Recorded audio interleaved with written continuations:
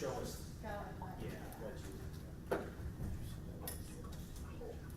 Sir, do you want me to try to turn the computer to another chair? It's up to you guys.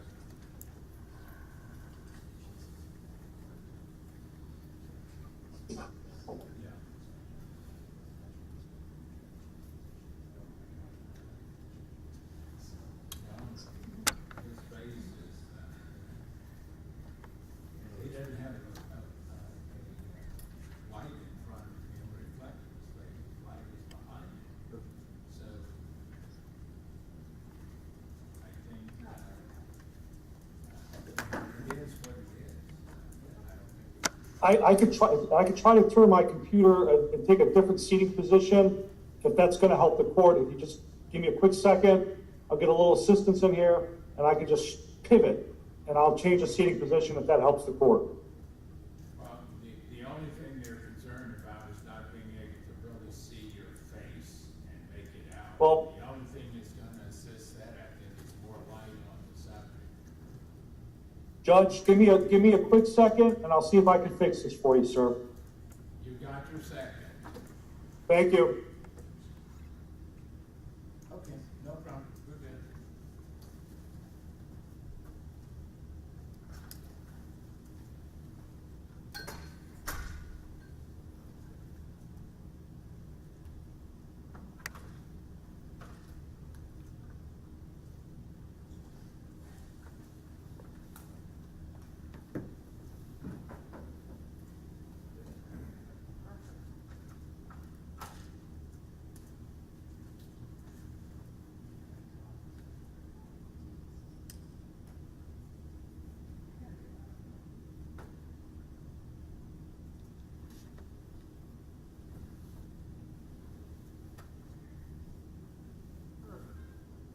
That's much better.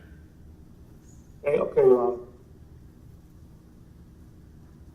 We're waiting on our jurors to assemble. Okay, but that's much better, Your Honor. Everything's It good? is, much better. Okay, sir.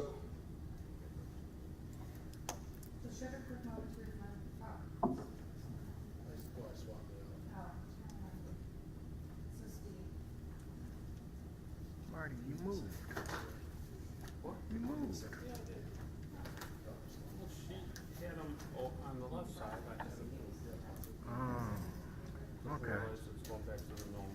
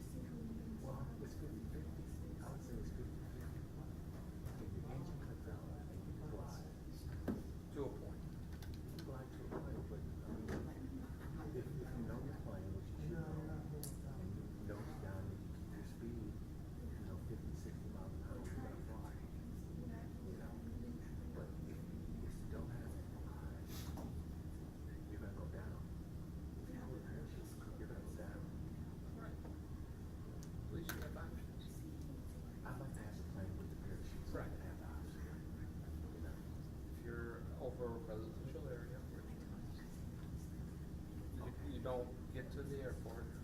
Okay. You Now- have a parachute and you crash right on top of somebody's house. Yeah, but you're not. It's a harbor. Yeah. Yeah. I don't understand. Yeah, they do. I mean, it's good, like say you're flying across the ocean or Lake Michigan going to Chicago or something. You need to cut out. Okay. Full parachute. You're not coming out of the water, you know? I mean, or you fly and you just set your plane down. Just come out of the water. Either way. When Channel 5 originally, in the late 70s, early 80s, had their chopper fire. It's only called the station when I worked there. It was while I was there. I remember the story while I worked there.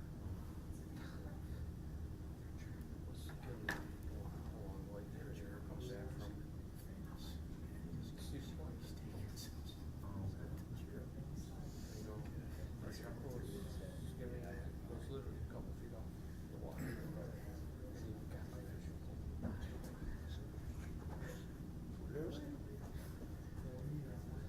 It's like, so management went out to the skid where they land, you know, on a trailer. There's a whole bunch of fish flying on it. Oh, man. But whenever I was in a chopper, I always liked the pilots that, you know, some pilots taxi to the taxiway and then go like this. I like the ones that go, clear, boom. You know, I had more confidence in them than the other ones that. But there was fishing line on the skid of the helicopter. Yeah.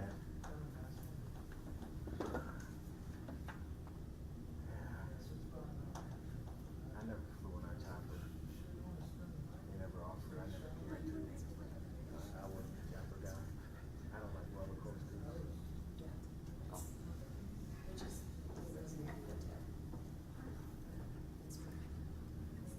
Well, when I started, we had the camera up in the building.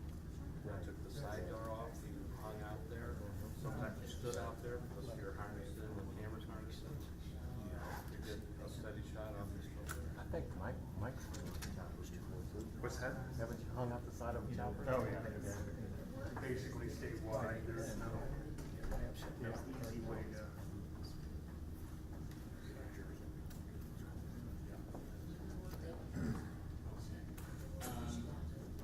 Yes.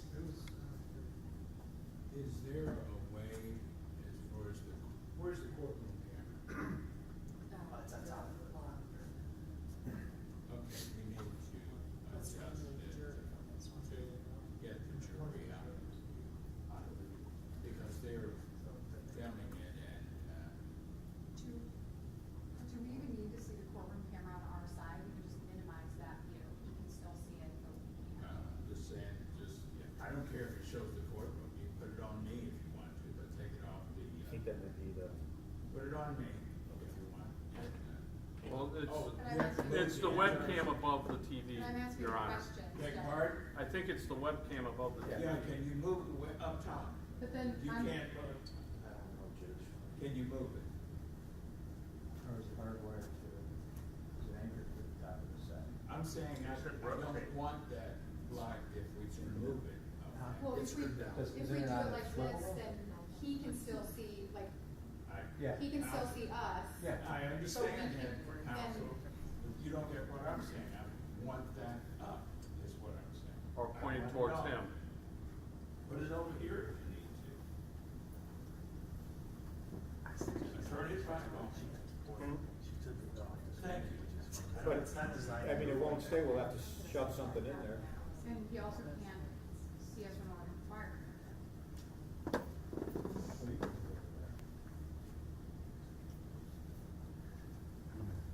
Excuse me, Your Honor. It appears that the jury is not on the screen now. That would be feasible for us. I understand that. Okay. You can't do anything else. If you can't adjust it, my whole thing was saying that you move the camera. If you can't, you can't. No, without moving the whole board. Okay, fine. Let's go.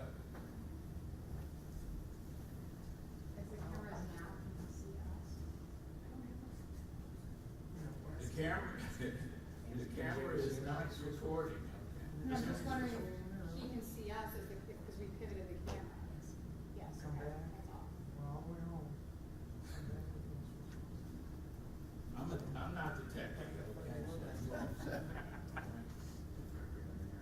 Please do. So Cal, Any preliminaries? No. No, Josh.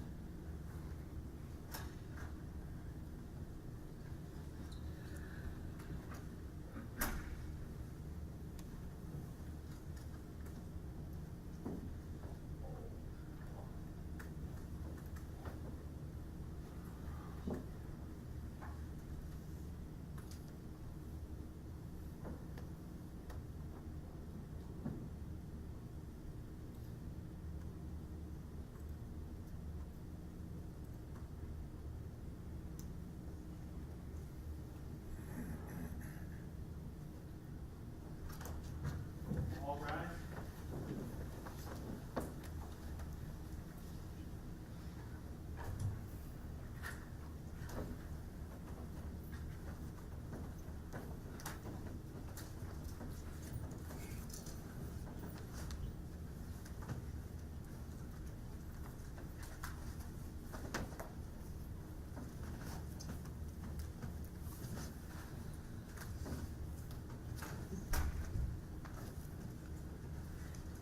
All right, you may be seated. We're ready to resume. Hopefully, our Zoom will remain active, and we'll see if that's the case. Connie, if you would, please read the last question and answer, please.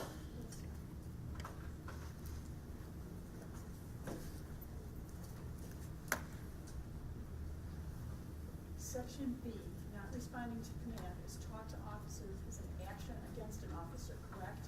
Answer, it was taught to be a danger clue.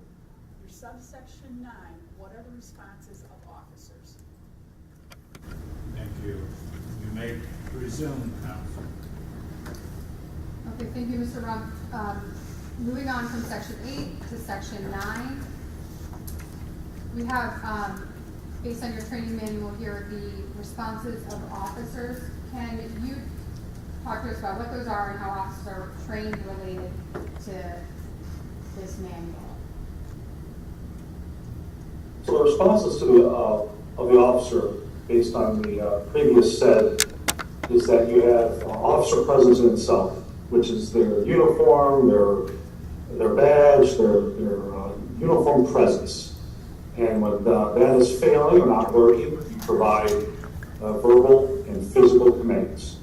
Basically, you're asking them, then you're telling them, and then you're going to make them. The whole idea is to ask them to do it, hopefully they comply and do it. Next, you have assistance from other officers. That could be they're aiding in de-escalation.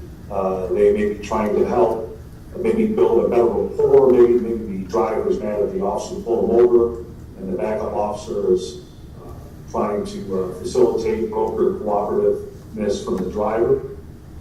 You have what they call an escort position. Maybe you're going to remove the driver from the vehicle by force. Then you have joint manipulations, pressure point control. You have striking of the motor points of the muscle masses and takedowns. You have baton restraints, which is like an ash baton, straight metal baton. You have mace or pepper spray, tear gas. They're called electronic devices, but what they're meaning to say is commonly referred to as a taser. If you have that as an option. Striking structural areas and baton techniques, and lastly is deadly force. Thank you. Moving on to section 10.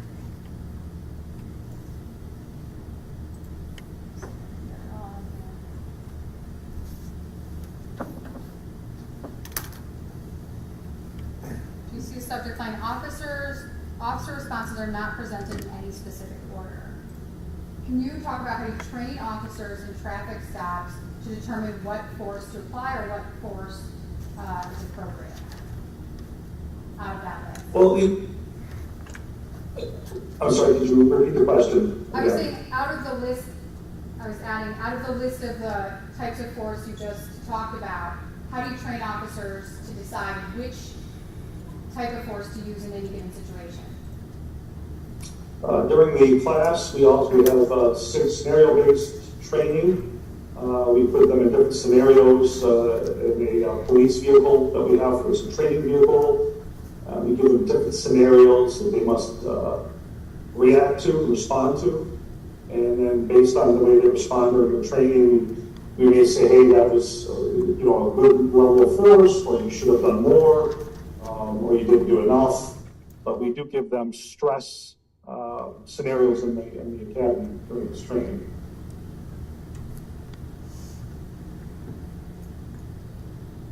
So besides those training instances, in a real world situation, how would they know whether to use a joint manipulation or, let's say, an ask for time? Well, that would based on how the suspect or the driver responds to the officer. It is a continuum force that goes up and down based on the way the suspect is behaving.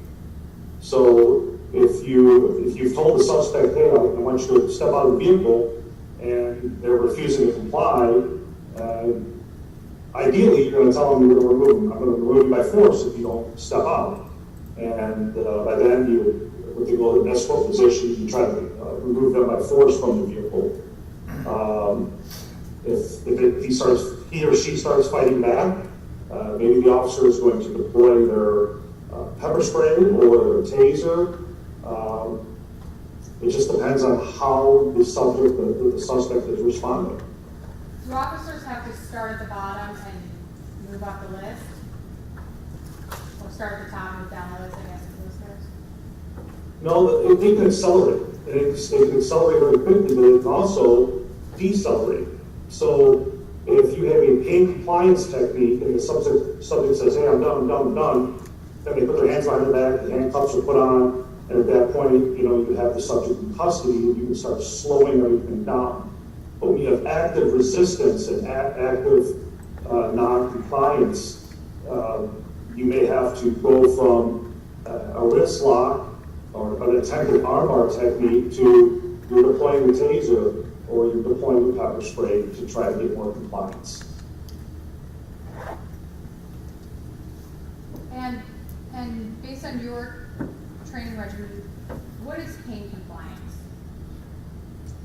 Pain compliance is basically, we utilize a manipulation of the joints, a wrist lock, or a particular arm bar, certain nerve points in the body you may push on to instill some serious, hopefully, discomfort to get the subject to stop and acknowledge what they're doing through the pain compliance technique. And then when they say, hey, stop that, hopefully you get them to say, the officer will respond, put your hands behind your back, stop resisting, and the subject will comply, and then everything just starts decelerating. Is striking a pain compliance technique? It can be, yes. Is it, if it's not pain compliance, what else could it be? Well, it could be a defensive. You're using a defensive method to protect yourself or others. But obviously, if you're striking someone, it's going to be pain. To produce cooperation. That's the objective. And do you train your students in that manner? I don't do the physical techniques training. I am not a use of force instructor at the Cleveland Heights Police Academy. I believe it's Detective Earl Pearson handles that segment of the training. Okay, thank you.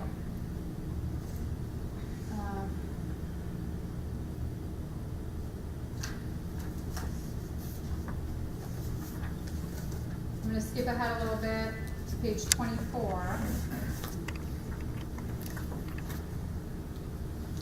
Now, in traffic stops, how do you train officers to know when to stop the vehicle? Well, during the legal portion of of the police academy, which is taught by usually Captain Barnhart, who's an attorney, or we have other attorneys that teach it, prosecutors. They learn the legal foundations of what is reasonable suspicion, what is probable cause.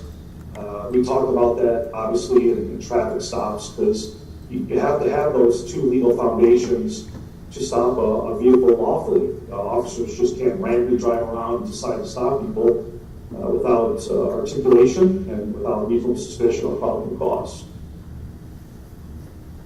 And, for example, based on your training experience and your training curriculum, if an officer runs a plate through Leeds, and it comes back that the owner has a suspended license, is that either reasonable suspicion or probable cause for a stop? It's going into that into that direction, yes. Okay, and what about if someone rolls for a stop without stopping completely? Is that reasonable suspicion or probable cause for a stop? Are the wheels still rolling on the vehicle, or is the car at full stop? Is the car still rolling during the intersection or the lights? All wheels have to be stopped. You can't just kind of roll through a traffic light or roll through a stop sign. If the wheels are rolling, then it's usually a stop sign or a traffic stop, or excuse me, a traffic light violation. And would an officer have reasonable suspicion to stop a car based on your training? I wouldn't fall under reasonable. I think that would fall under probable cause, in my opinion. Okay. And I see a note on the side here. National attention being given to allegations of illegal profiling. How is that issue discussed in your curriculum? Well, we talk about racial profiling of people from different ethnicities and belief systems, and how officers have to be neutral on their religion and neutral on their the way they view the world. They can't just decide someone has a particular sticker on the back of their bumper and they don't like that, you're just gonna just stop them. You can't do that. It's legal. But we talk about the consequences of racial profiling.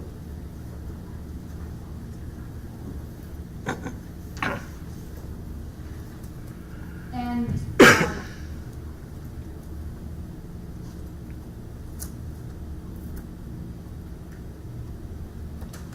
how is racial profiling distinguished from probable cause or reasonable suspicion? Well, it's illegal. I mean, it's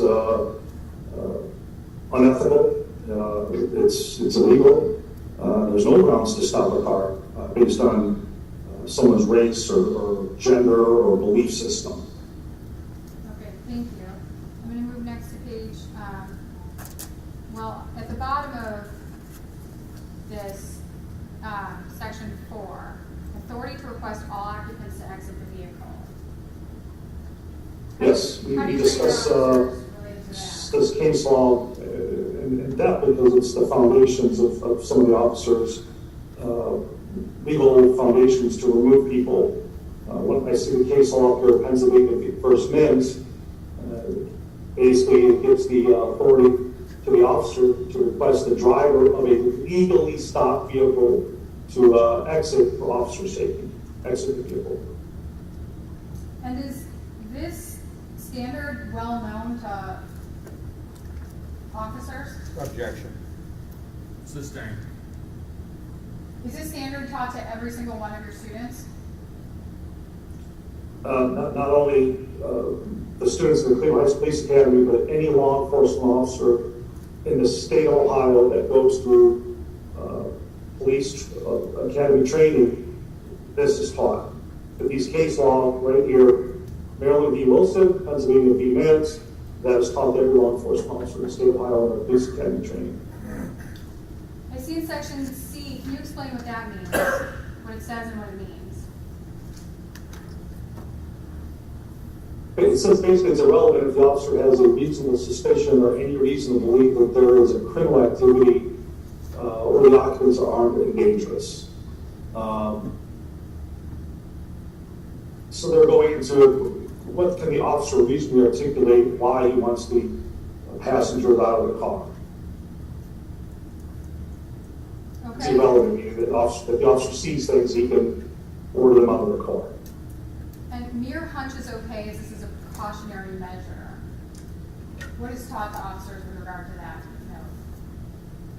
Well, I teach, I mean, you really need to be able to articulate what you're seeing. It just, when it's in your report and you're articulating it, it just explains to the court, it explains to the prosecutor that you be handling the case, what your observations were, because not everything is captured on a body camera or on a dash camera. You have to be able to articulate some of the actions you do.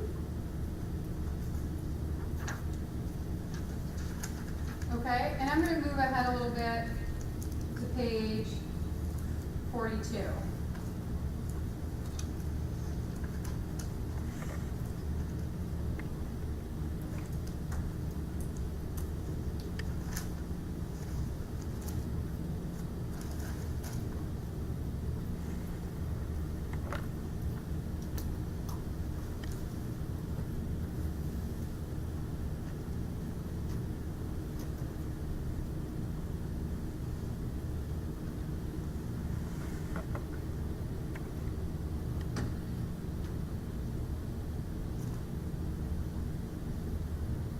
What are the elements an officer must consider in reacting to a suspect's actions? The four of them, when an officer needs to perceive a threat, that can be the way the driver is operating his vehicle when the officer is trying to stop them. Is he taking quick right turns and left turns to try to get the officer off the main road? Is he trying to make these quick turns to maybe discard some contraband that he may have inside the vehicle? So the officer needs to see these things and be aware. Elevate the intention and available delivery system. You need to evaluate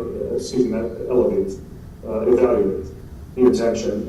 And so when the officer sees these things, he needs to start processing, okay, I'm going to get on the radio, I'm going to tell other units what's going on, maybe I'm not going to approach the car when I stop it. I'm going to order the driver out of the car. I'm not going to walk up because when the officer walks up the car, that puts them at the most at risk as they're leaving the patrol car and walking up to the violator vehicle. Deciding an appropriate tactical response. They may decide based on what's occurring before them. They may want to stay at their vehicle and use their PA system to communicate. They may want to slow things down. These are all necessary for officers to consider. Okay, and when an officer makes the determination to take someone out of a vehicle, how are they trained to do that? Well, we use a very simplistic tactic that we train. It's basically ask, tell, make. You want to ask for compliance. You ask them to step out of the vehicle. And as you're asking them to come out of the vehicle, you're going to open the door. You're going to have the subject keep their hands up or so you can see them. If they're not complying and they're argumentative and you ask them several times to step out, now you're going to tell them what you're going to do. You're going to say, listen, and not every officer does this. It's just based on circumstances. In a perfect world, you'd be able to say, listen, I'm going to pull you out of the car by force. I don't want to, but I'm going to. And then the last thing would be is you're going to make them come out. You're going to use force to remove them from the vehicle. Tactically, is there a reason an officer would stand inside the suspect vehicle or the subject vehicle's front door when they're getting out of the car? So we teach, when you open the suspect's door, it comes like almost a little V in there, a little V. And the theory behind that is that it's a bracing point. It also allows some control when the suspect is coming out of the car because it doesn't allow them to start running if they're going to flee. If there is going to be some resistance, you can brace the suspect in that little V area between the A-frame and when the door is open. So that's kind of what it's utilized for, is to use it as to the officer's advantage if he has to. And do you train officers to use that space? Yes, we do. Okay. One of the things at the bottom of page 42 there, considerations of whether an officer can perform this process quickly enough to save his or her life depends on two factors. What is the first factor? Well, how much training the officers received. I mean, some officers have what they call the basic, that's the word, basic police academy training. But some officers, they train more, they do MMA fighting, they do more jiu-jitsu, more martial arts. So their skill levels have gone significantly up, and some officers just have the basic. With this MMA fighting that's been very popular in the last, let's say, 10 years, officers have had to learn how to ground fight more, because subjects have gotten more versed in MMA fighting, and the worst and most dangerous place for an officer is to be on his back. Okay, and so... And that's... sorry. I'm sorry, go ahead, I didn't interrupt. No, that's okay, I think I interrupted. Is it fair characterization to say officers are trained to be very reactive?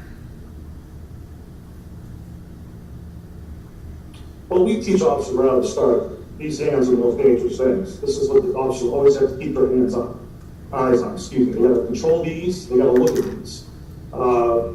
So, from the very start of the police academy, most academies, I presume, emphasize the control of the hands, always controlling the subject's hands, either with verbal commands or by control. Okay, and based on the training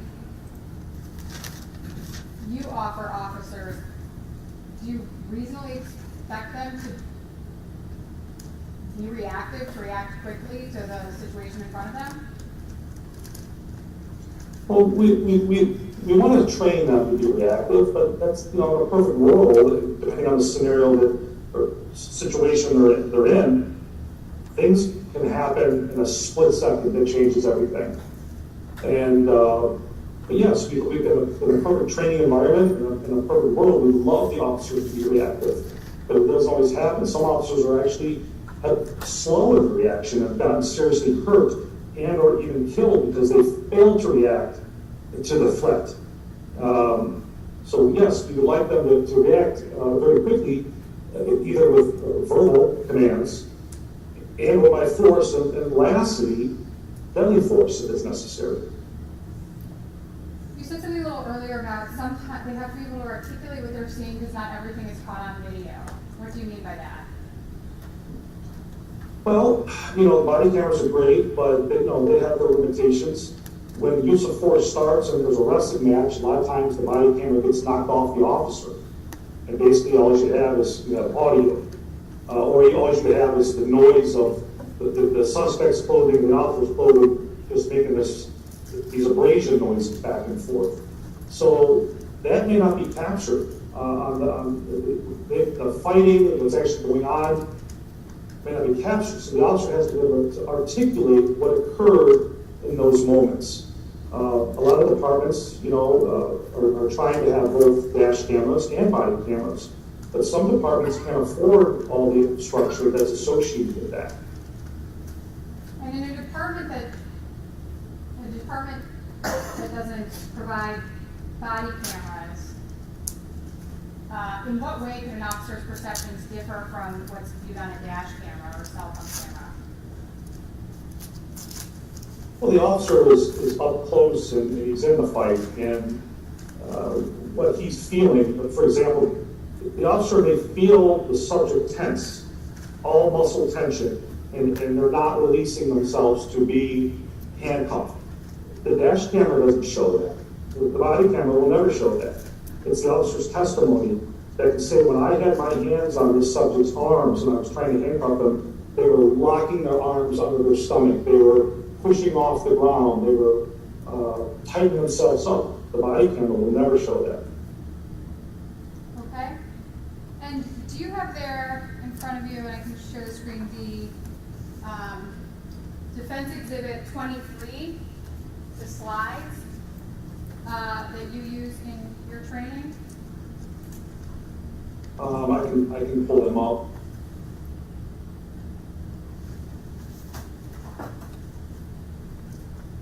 You want, so what overhead, ma'am? I've got it on the share screen there. Can you see it? I can, and I have it in front of me as well. Okay. And so are these the visuals, in addition to your training manual, are these the visuals that are used to go over these materials with officers? So as we're having the lecture portion of the traffic stops and approaches, these would be the overheads that I would be showing.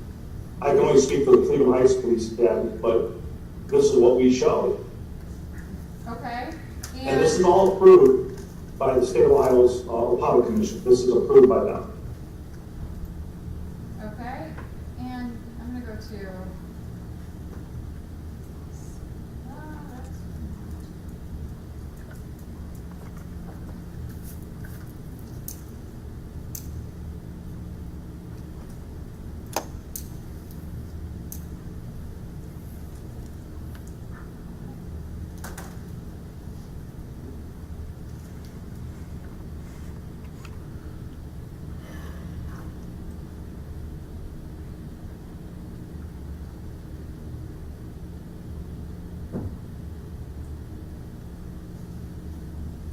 How big a role does departmental policy play in making split-second decisions related to force?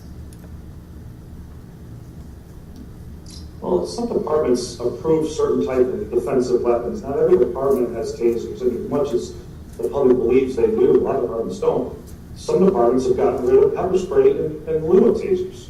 So that the department policy says whether it's appropriate based on their beliefs and maybe what their city's insurance company likes, saying if you guys provide this level of response from the officer, taser, pepper spray, baton, we're going to be a lot happier as an insurance company because you have other type of tools that the officer could utilize. The officers, the cities may talk about the physical capabilities of an officer. It's important that officers are somewhat physically fit. The more fit they are, the better they are. Officers' perception, what they're observing at the time. Is someone being a verbal threat to them? Are they talking about violence? Are they not cooperating? The officers' training. Did they just have the minimal basic police academy? Or is the department spent a lot of time and efforts to have additional de-escalation training, additional use of force training? And also comes with experience. When you're young, you don't always catch everything quick, but the more experience you get in the streets as a patrolman, the more you seem able to kind of have what they call the spidey sense. You kind of know that something is not right because your experience is helped formulate that. Thank you. Just kind of moving along, because I think a lot of these slides cover the materials in your manual. What is the significance of this slide?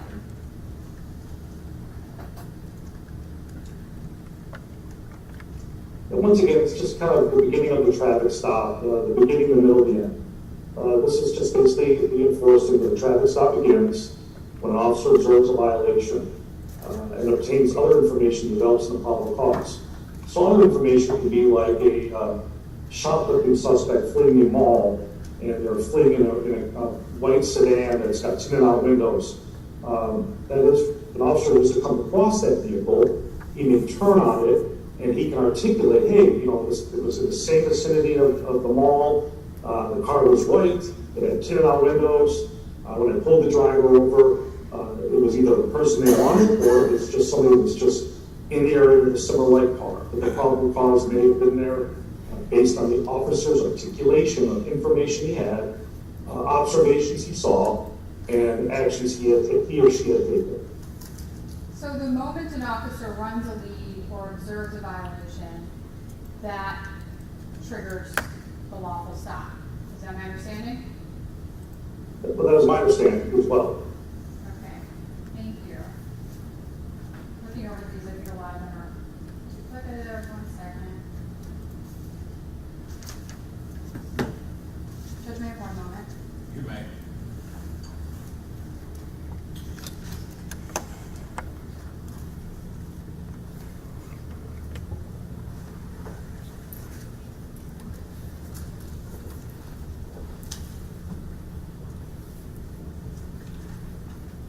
In a scenario where a passenger, an officer's dealing with a driver and a passenger on their own gets out of the car,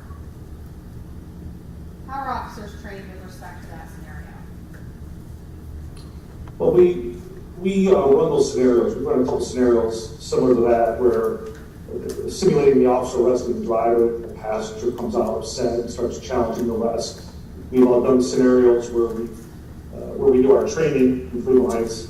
The officer is making his arrest, and all of a sudden we simulate some friend showing up on the sidewalk taunting the officer. The officer has to keep command of the incident. He has to show command presence. We've done scenarios where we train officers that are getting video recorded and taunted, and we explain to them what we feel the safety zone is, reasonableness. I mean, unfortunately, we don't really have a state guideline right now on what the measurement of the feet are, but we tell them what we think they could articulate if they had to arrest somebody for getting too close for them. But we give them, like I said, different scenarios of passengers not cooperating and causing more of a problem for the officer. Nothing further. Thank you. Judge White, I'm going to share my screen.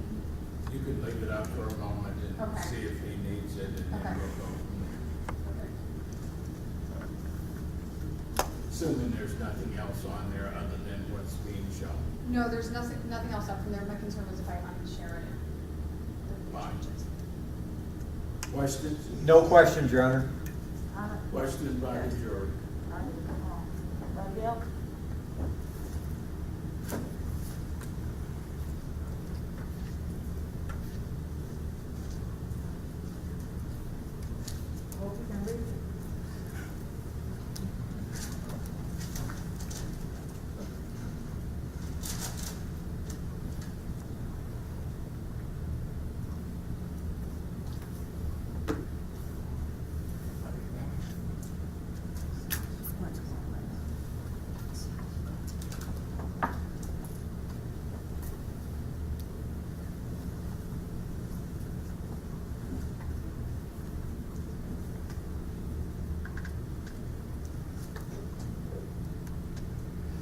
In your instructions, is verbal abuse considered a form of physical abuse? That's not a physical abuse, but it is a danger clue. Okay, but it is not abuse, physical abuse. Verbal abuse is, in my opinion, not physical abuse. All right, thank you. And in your instruction of officers, do you instruct them on how to, what their reactions should be to verbal abuse? I think we're training in maybe, we try to explain some de-escalation techniques. We have done scenarios where the officer is simulating the arrest of the driver, and we have the driver cussing him out, Your Honor. We have him cussing him out, but he's putting his hands behind his back. He's cooperating that way. but he's being very verbally abusive, but he's cooperating, and we get the officer to recognize, listen, what you're seeing here is the guy is really cussing me out, but he's put his hands behind his back, and that's cooperation. So that's where you have to have kind of bigger shoulders to handle that. But also, if you have somebody that's just profanely laced abusing you, a lack of a better word, profanity just coming out every other word, and it's anger, it is a danger that officers need to be aware of. Okay. You mentioned during your testimony that part of your instructions is requiring the officer to form a V when opening the door, correct? When you open the door, it's kind of a V when the door opens from the A pillar. That's not always going to happen that way, but it can be utilized for the officer's protection and aid if he needs to brace the subject into a solid object if the subject's not cooperating. Okay, I'm going to ask again. You instruct on when opening the door and having a person, a suspect, or what have you, exit, to maintain that it's appropriate or prefer to maintain a V when opening the door for a suspect, correct? If I'm understanding the question correctly, my answer would be yes. We'd like them to use that if it's necessary for them. All right. In forming that V, is that V for the suspect to be in, or how close should the officer be? So I guess we'll call it a workspace. If you're going to make an arrest or an investigative stop and you're bringing the suspect out of the car, that area you can quickly pat them down for weapons, and if the suspect starts moving their hands around, starts pulling away, or even tries to run, Now, I think you're misunderstanding the question a bit. I'm talking about exiting the vehicle and having space to get out of the vehicle without contacting the officer. How much space should be allowed? we don't have, and nor does the state of Ohio really provided an actual measurement of distance. But I would say an arm's length, if everything's going well, and there's no argument of profanity or resistance by the driver, arm's length is, I think, more than appropriate. Is that responsive to your question? Thank you. Questions based on these? When you're the officer, when you train officers, and I guess the door naturally opens into a V, is the training for the officer and the subject to both be inside that V space? Temporarily, because what you really want to do is get off the road if you can, because you got cars coming at you on the highway, you got a lot of stimulus coming around you, but as you get this suspect out of the car, and that's more for if the subject is giving you some danger clues. If the subject is completely cooperative, you immediately just kind of bring them back to the rear of the car and then onto the sidewalk or shoulder of the road. But if you have a driver suspect that is just, either wanted or there's a hit on the car, giving you some danger clues, that would be your quick workspace if you need it. But ideally, you'd want to get off to the shoulder of the road or to the rear of the suspect vehicle or to the front of the police officer's car, off to the left.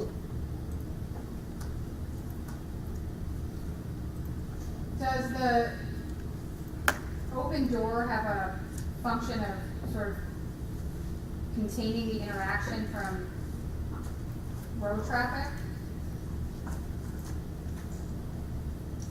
Not necessarily, because you have traffic coming behind you.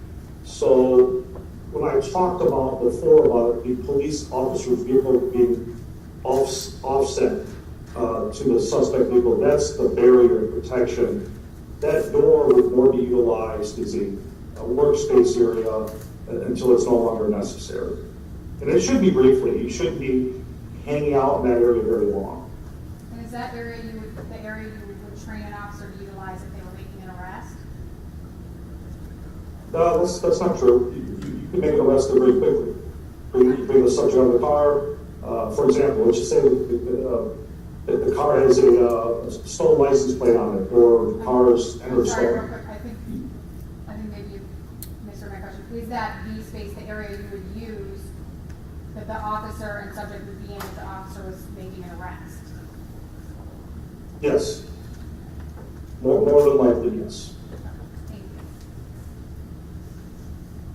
you. Anything? Yes. Good afternoon, Mr. Rump. Good afternoon. Mr. Rump, in reference to that B issue, I think in response to the judge's question, did you say that there should be roughly an arm's length between the officer and the subject when he gets out?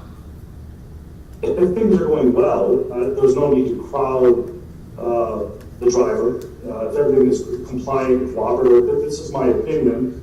The state of Ohio doesn't have any in their curriculum certain measurements in there.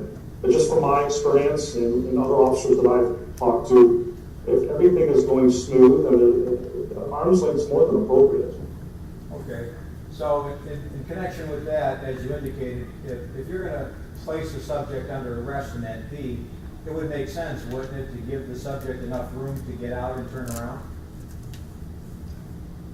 It would depend on the circumstances, sir. It would depend on, well, if the car is a scenario, sir, if you will. If that car is one in connection with a shooting or something simple, a stolen auto, I may just arrest that person immediately. I may just put my hands, bring them out, escort them, handcuff them, and go from there. And you know, like I said, that ideally, you'd want to get to the back of your car if you can, but sometimes circumstances don't allow it. So in other words, if the subject is voluntarily alighting from the vehicle in that V and you want the subject to turn around, common sense tells you that you should leave enough room for the subject to turn around, correct? Objection to.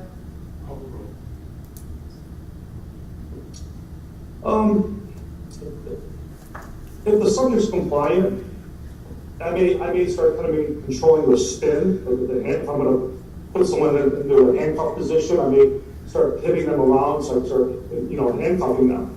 And that for me, sir, that would be if someone is, you know, there's no danger clues. There's nobody, he's not swearing, he's not making me feel like a threat, he's, you know, depending on what the call was or why I'm stopping them. But it all depends, it's all circumstance based. Okay. So you've answered the question in that you would, you're saying if the subject is compliant, then you would want him to have enough room to be able to turn around so you can put handcuffs on, correct? Has to answer. Yep, yes or no? Is that a yes or no? I was waiting for the judge. I was waiting for the judge's response, sorry. Overruled, go ahead. Okay, thank you, Your Honor. For me, sir, you know, if I have no reason to fear, I don't have any danger clues, I may control the hands, because we do teach about controlling the hands, but I would allow the person to turn around themselves. There would be no reason for me to get firm if I didn't have to. So you're saying you would allow that person to turn around themselves? Based on the circumstances, I would, you know, it's all circumstance based. So the question is, if the person got out in the V and you asked them to turn around, I'm a little confused. Would you let them turn around on their own, or would you want to assist them to turn around? If there's no danger clues, I'll let them turn around on their own. Okay, thank you. Anything further of this witness on those issues on? Nothing further on. Thank you, Mr. Rob. Thank you. I'll be signing off now. Thank you. You may call your next witness. The defense calls Kevin Davis.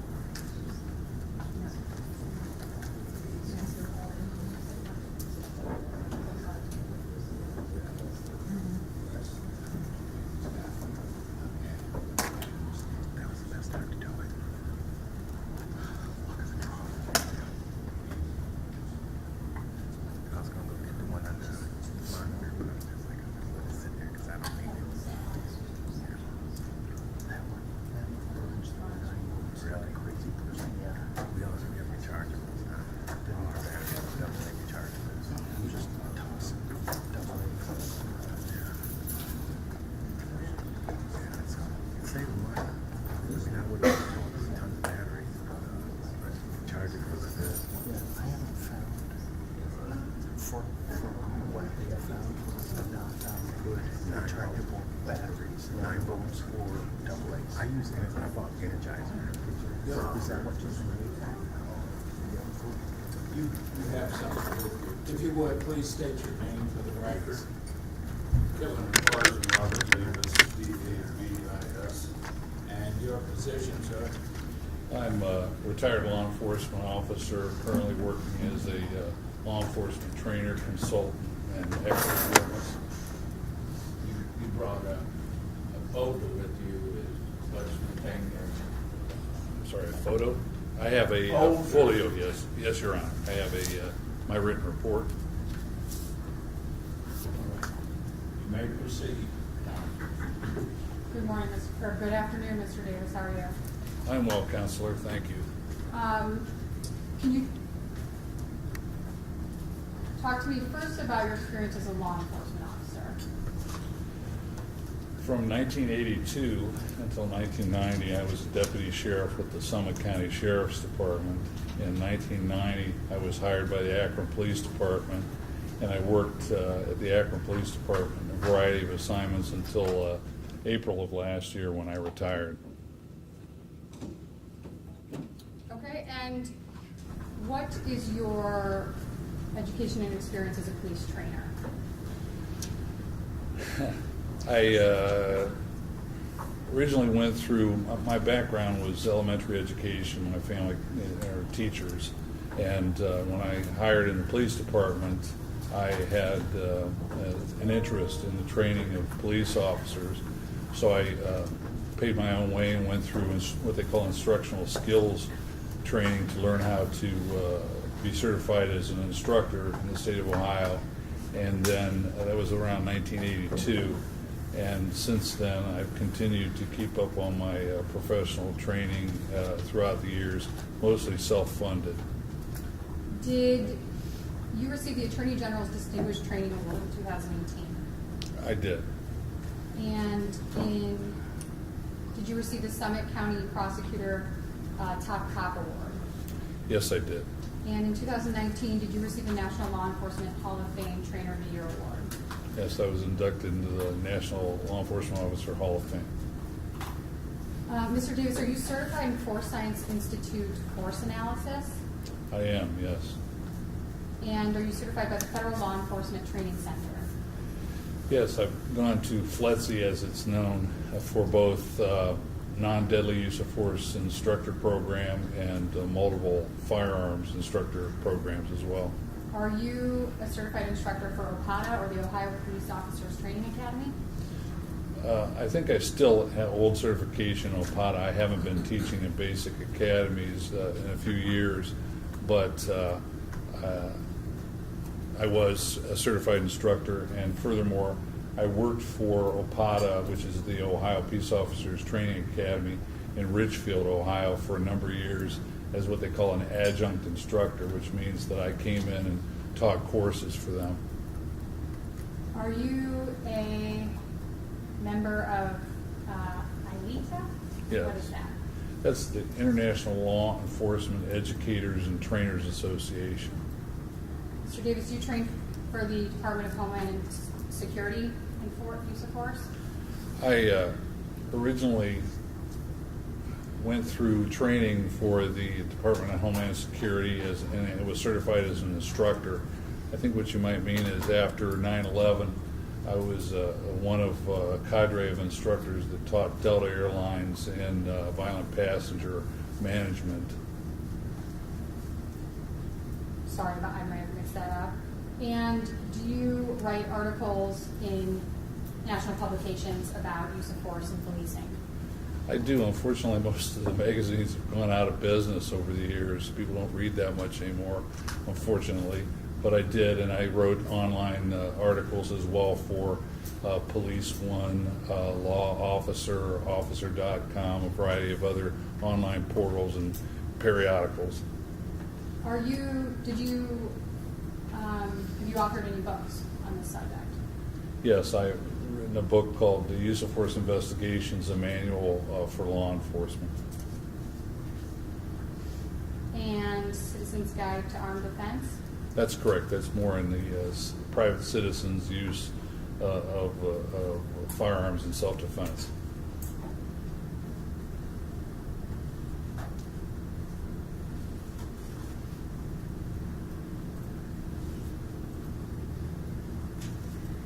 Have you trained officers in use of force? Yes, at both the basic academy level for the Akron Police Department, the University of Akron, Kent State Police Academy, as well as in-service training for the Akron Police Department, where I was assigned to the training bureau for about 19 years. I was the primary use of force instructor. How about traffic stops and approaches? Yes, I was a certified instructor in what's called the STOPS program, so I taught vehicle stops and approaches. Building searches? Correct. Use of force for a frontline supervisor? Yes, I had actually developed that course and began teaching it for all the supervisors of the Akron Police Department. Firearms? Yeah, when I retired, when I left the Police Training Bureau for about 3 years, I was assigned to the body-worn camera unit. But prior to that, I was the senior firearms instructor for the police department. SWAT tactics? Yes, for 12 and a half years, I was the lead instructor and team leader for the Akron Police Department SWAT team and taught monthly training program to the SWAT team members as well as in basic academies. And I'm just going to go down the rest of the list. Prisoner booking and handling, positional asphyxia, evaluating, managing police use of force legal standards, female officer survival, and rapid deployment. Are those all topics you've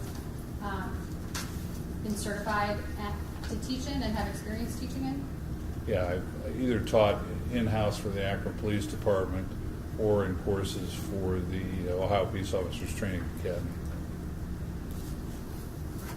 So it looks like your curriculum vitae lists probably 100 articles you've drafted. Would that be a fair guess? Maybe more? I can count them. I think it's under.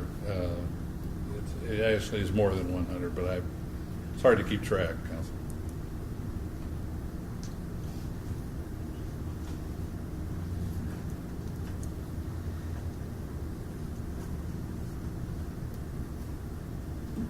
Okay.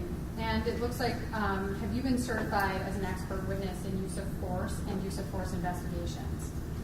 Yes, actually throughout the United States, I've testified in municipal courts in Ohio, common pleas courts throughout Ohio and Virginia. I have also been certified as an expert in the 10th Circuit, which is out of Denver, and here in Ohio in the 6th Circuit. And in addition to circuit courts, have you testified in district courts for Ohio's Northern and Southern District in federal court? As I currently have cases in both the Northern District and the Southern District of Ohio.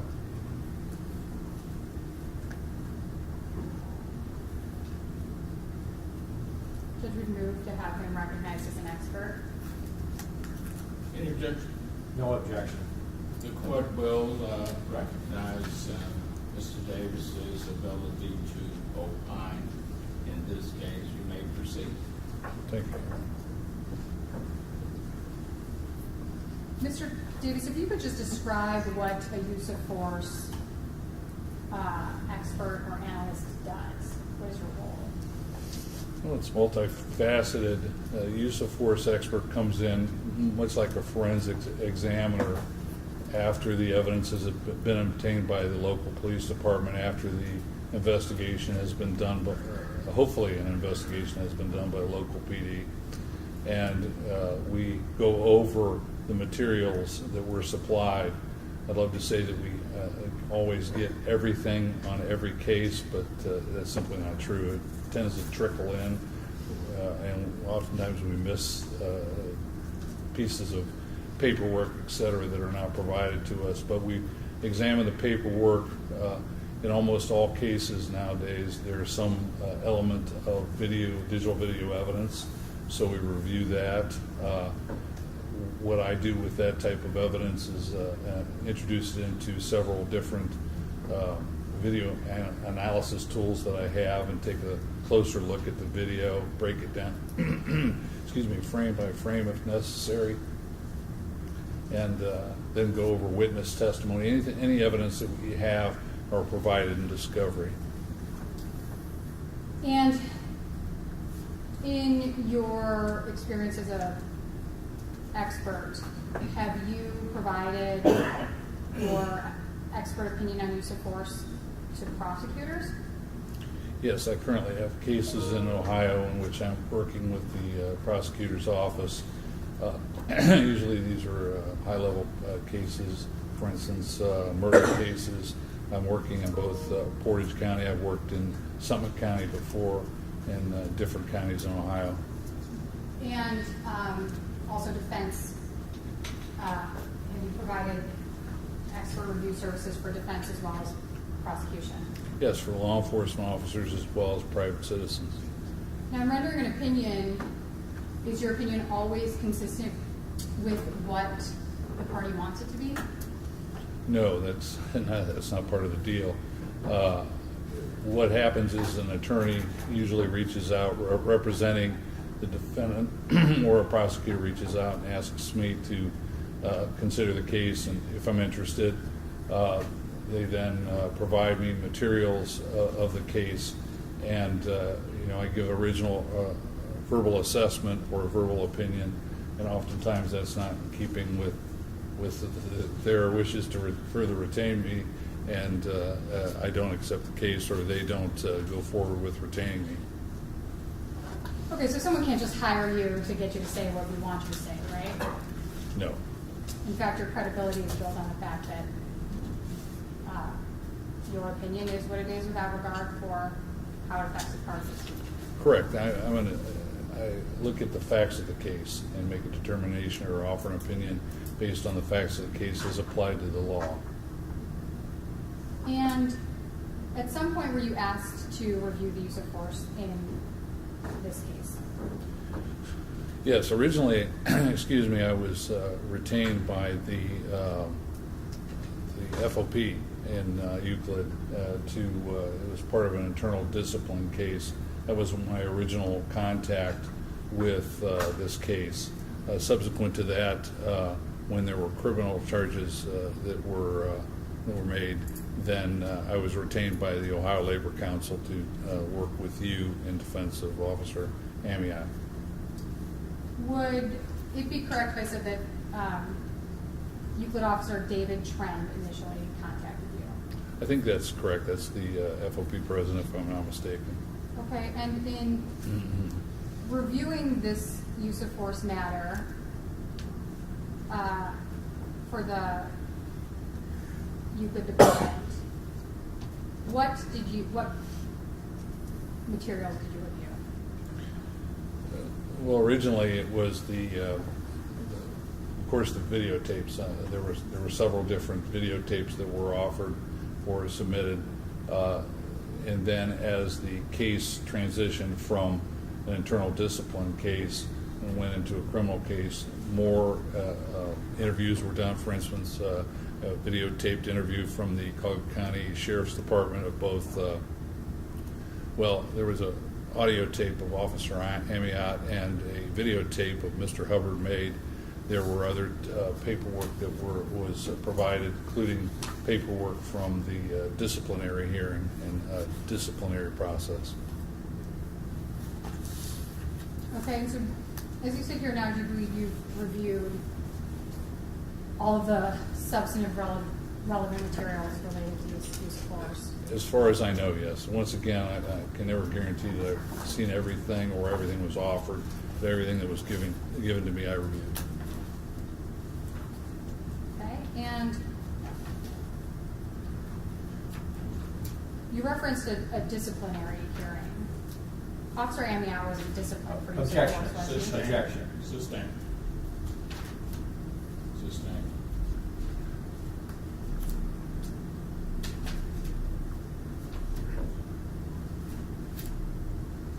Before we go through the video, I'd like to talk to you about the standard you apply in making determinations about use of force. When does an officer have an appropriate objective for taking action or using force? Well, the use of force is based on the officer's perceptions. Those perceptions can be physical perceptions. In other words, he can have his hands on a subject and feel what we call resistive tension, pulling away, pushing, and it can escalate through actual assaultive behavior, such as pushing, throwing blows, kicking, wrestling, that type of stuff. So at those points, based on the officer's perceptions, we can go from everything from a passive resistor. For instance, an officer pulls over a DUI subject or a subject under the influence of alcohol, and based on weaving, for instance, at night, and the officer asks the subject to get out of the car, and the subject refuses and latches onto the steering wheel. That would be called passive resistance, or using their weight and not getting out of the vehicle. At that point, an officer can put hands on and use force. And as things escalate, usually the subject resists or acts or assaults, and the officer responds to that behavior. So it could be everything from that to a subject trying to kill the officer with a gun or a knife. Mr. Diggs, do you have your report in front of you? I do, yes. And did you make any kind of finding or opinion about Officer Amiott's objective for taking action in your report? I did, yes. And what was that? Objection. Is it written there, Mr. Knight? It is. May I see it? Certainly. It's about the fourth paragraph down, Your Honor. Thank you.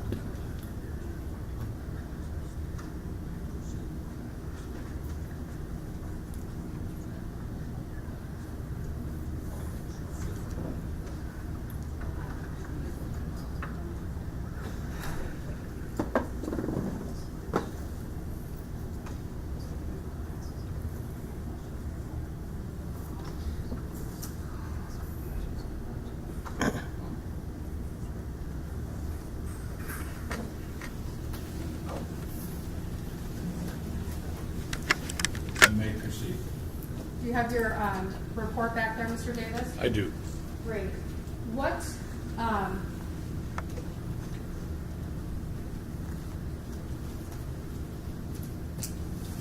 in reviewing the materials. You review your report, but of course your testimony is your testimony. The report is just for you to use if you need to, you understand? I do understand, Your Honor. Thank you. You may proceed. In your review of the materials in this case, did you determine whether or not there was, or what was the basis for the stop here? I think there were actually a couple different reasons for the stop, actually three, that Officer Amiott had received, as other officers had, a radio broadcast about a vehicle traveling on Lake Shore. Was number one. Number two, that the registration of the vehicle was run and came back to an owner who was had a suspended driver status. And number three, that at the corner of Lake Shore and 228th Street, however you guys say it, 228th Street, failed to make a complete stop on a right turn. And did you opine whether Officer Amiott had authority to make that stop? Certainly, he's a certified law enforcement officer in the state of Ohio, commissioned in the city of Euclid, and he has the full allowance of the law to make any traffic stops based on observable traffic violations within his city. And based on your observation and your review of the materials here, did you make a determination whether those judgments by Officer Amiott were reasonable and appropriate? Objection. Appropriate, I'm sorry. Objection. Objection.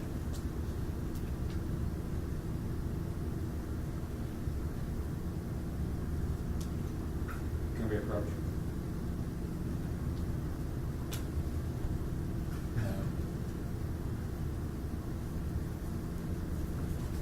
Based upon your review, do you agree that or not agree that the actions taken by the officer were within the standard? Do you agree with that or disagree? That they were within the standards, best practices and standards of law enforcement officers in the state of Ohio. Yes. Next question.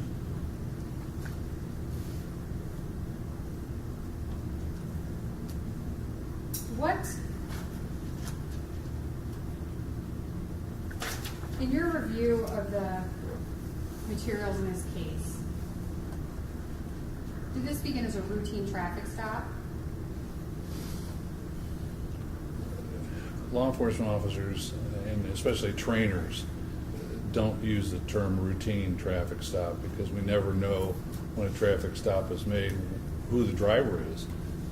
It could be somebody that has committed a crime you don't even know about. It could be traffic related. We would refer to those types of stops as an unknown stop, not a routine stop. Okay, and were there aspects of this stop which you believe would have heightened risk awareness related to the stop? Objection. Sustained. Can you talk to us about what are circumstances that are tense, uncertain, and rapidly evolving? How relates to use of force? These are one of what's called the Graham factors. One of the things that we determine in law enforcement, we're governed by a Supreme Court decision called Graham versus Connor, and it applies the Fourth Amendment to these types of events. A stop based on reasonable suspicion or probable cause, in this case, that a traffic offense was committed. And under Graham, we have different, not an exclusive list, but part of that is circumstances that are tense, uncertain, rapidly evolving. So those circumstances, the more tense, the more uncertain, and the quicker things transpire, the more force theoretically an officer could use. And in a general sense, what kind of circumstances would heighten awareness of risk? Well, obviously, the biggest one is the presence of a weapon. If the officer were to go up and see some type of weapon, been on traffic stops, for instance, where you see the butt of a gun sticking out between the seats or from underneath the seat. Also, I worked 6.5 years for the street narcotics unit, and presence of narcotics or presence of illicit drugs tend to escalate an officer's awareness level and concerns about what might be in the vehicle, etc. So in this case, it was, from what I understand, Officer Amiott smelled marijuana in the vehicle. Okay, and that would have taken it from an unknown risk traffic stop to a known risk traffic stop? No, it's still unknown because at that point in time, until you have ascertained, what's going on, you can't assume the negative. What is the effect of when an officer receives conflicting information from a driver, for example, in this case? Well,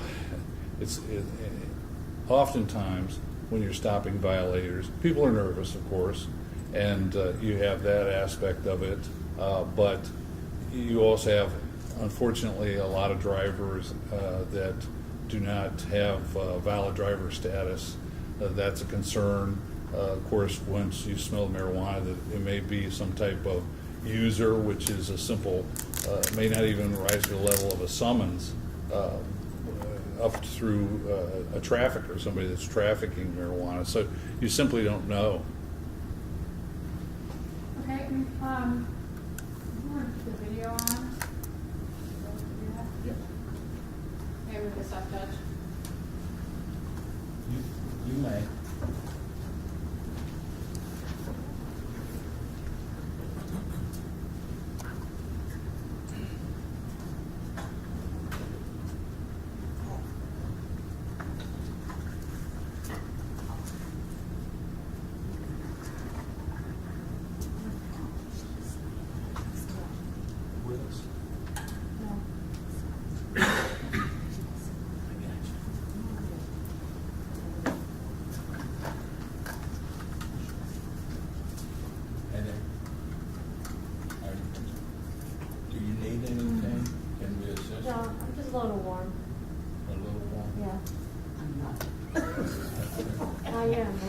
I am more. Sorry, I apologize.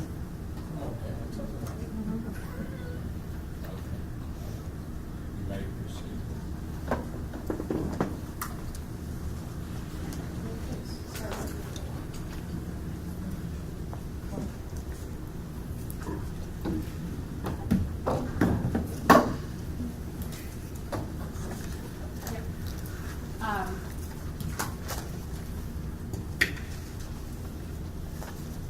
Moving through this, I just want you to let us know when to stop, and then I'm going to ask you to talk about what you see that makes an impression on you as a use of force analyst. Okay? Certainly.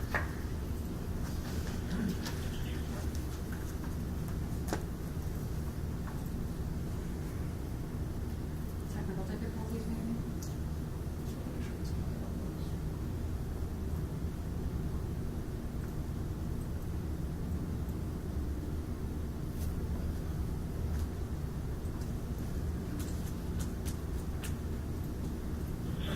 How's it going? I'm not getting audio out of the computer. So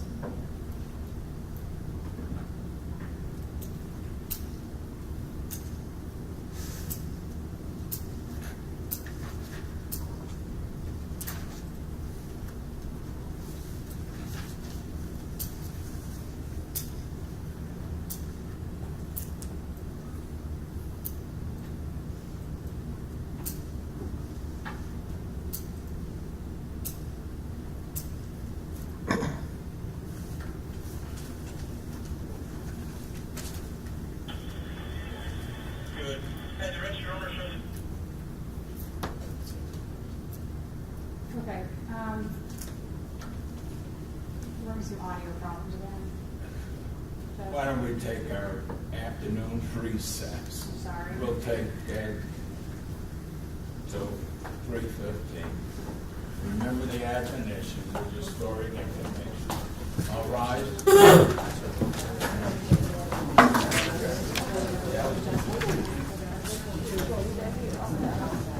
Mitch? Okay.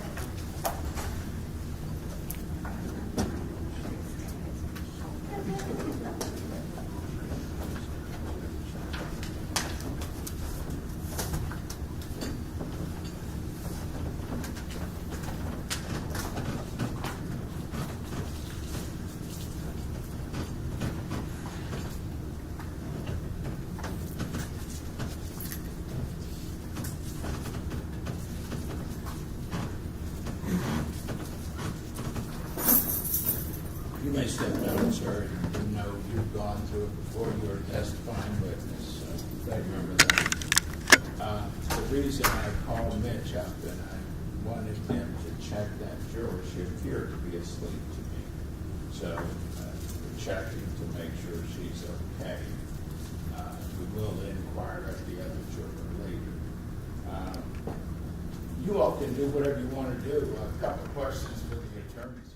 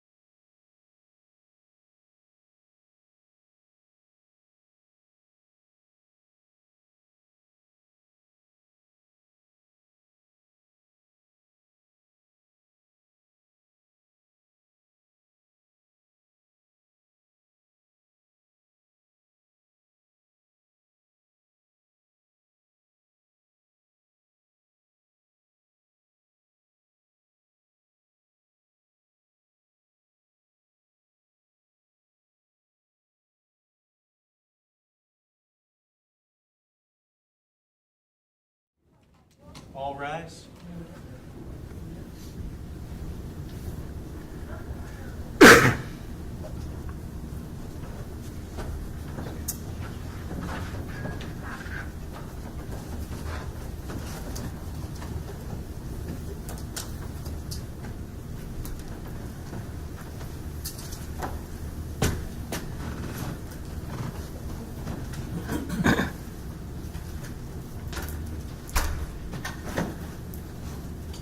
You may be seated.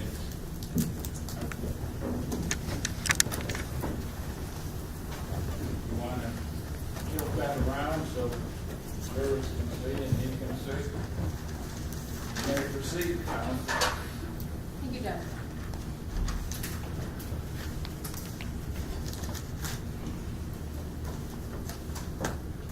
Can you clear that?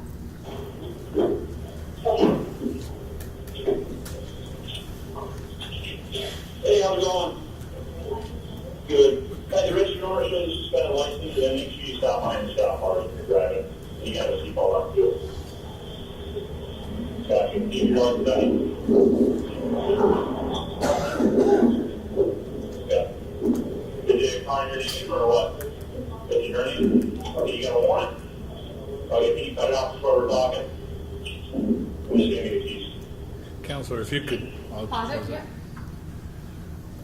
First of all, as an expert, Objection. Okay, just testify, you don't need to say what you're saying. Okay. Go ahead. what I do in an assessment of the use of force, especially where there's digital video evidence, is understand that the video camera, in this case the dashboard camera, is not seeing what the officer is seeing. In other words, it's a two-dimensional image taken from a certain distance and a certain angle. We cannot see the passenger compartment, and those personal observations of the officer are so important at the original approach. Signs of nervousness, evasive behavior, furtive movements, all these types of things are observed by officers when they make contact with the driver or with the passengers of a vehicle.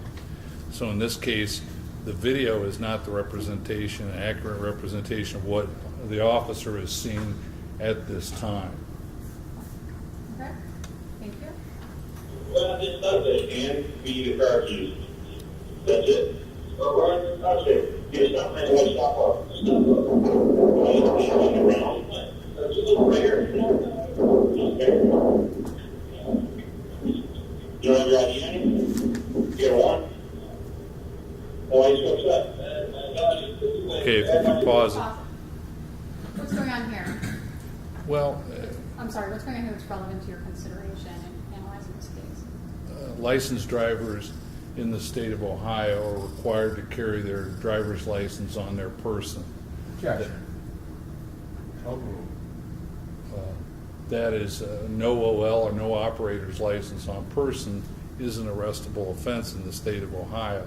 So here we have a case where the subject does not have or does not present an operator's license when asked, and then provides a state ID card instead, which would indicate that at that point he either doesn't have a driver's license or doesn't have it on his person. Okay, thank you. Yes, I'm part of your car off. Yeah. Not him. You fine, there you go. What's your name? Is there anything about one officer calling a car out to another officer that's relevant to your consideration? No, this is good proactive policing. This is what we want officers to do.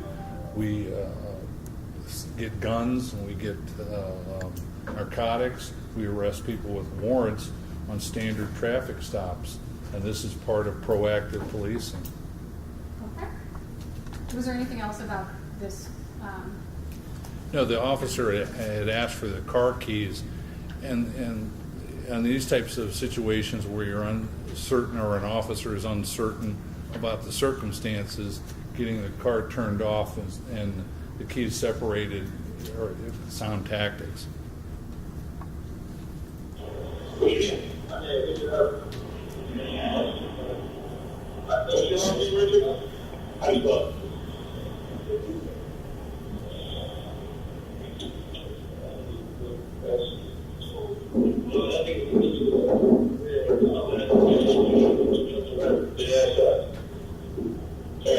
I'm gonna pause right here. Based on your training experience and your expertise, is it in line with police practice and policy to announce to someone that you may be arresting them before you ask them to get out of the car? It's based on circumstances. There's no bright line requirement that an officer has to tell a subject they're under arrest. Matter of fact, in my experience, especially working street narcotics, was that we got control of the person first, handcuffed them, and then announced what the charges were for, what they were under arrest for.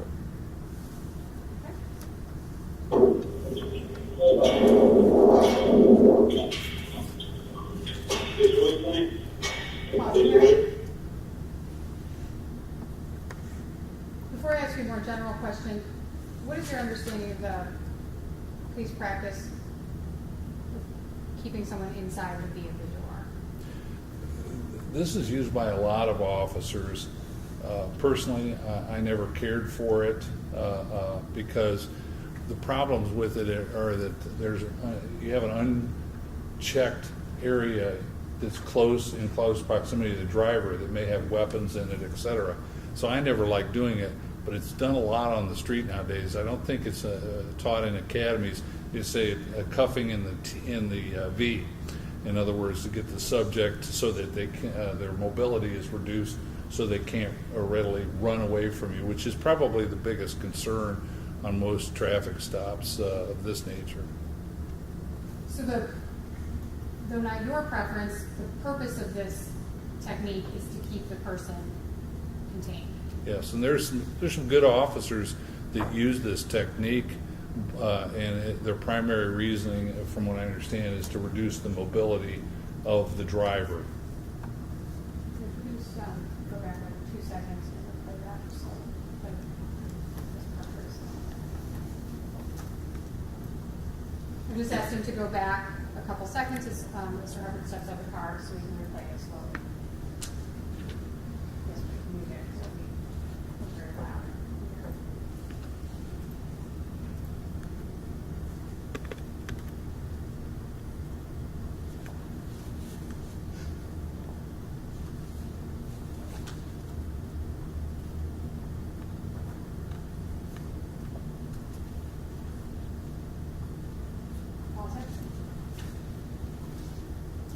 What are you seeing here that's relevant to your analysis of this matter? Well, in police work, we have a standard practice called the reactionary gap.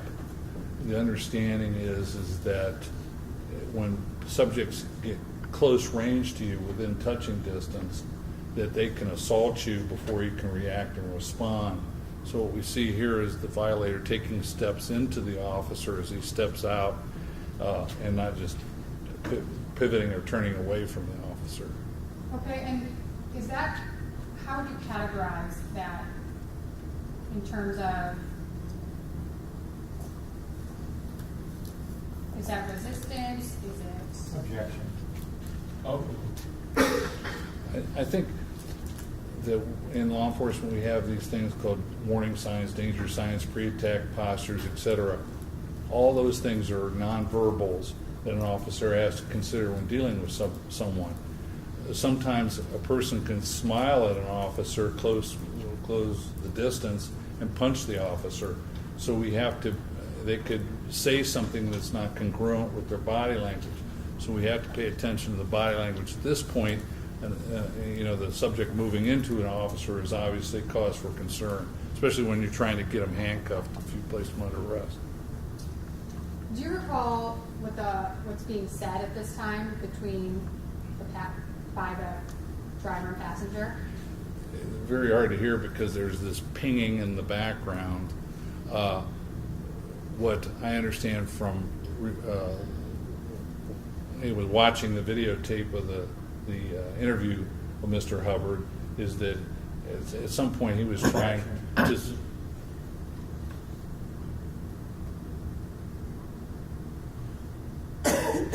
Sustained.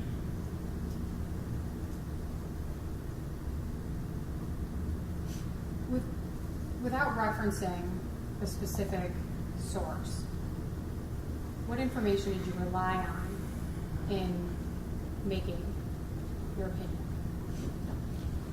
Well, the statements of the involved officer as well as the statements of Mr. Hubbard. And after reviewing all the materials, what is your impression of what was happening here? At one point, Mr. Hubbard was trying to say that he was driving under suspension and was trying to get money to pay for, FRA suspension or pay off a suspension of some sort. But what the officer's statement is that he felt that Objection. Compare statements, Your Honor. Objection.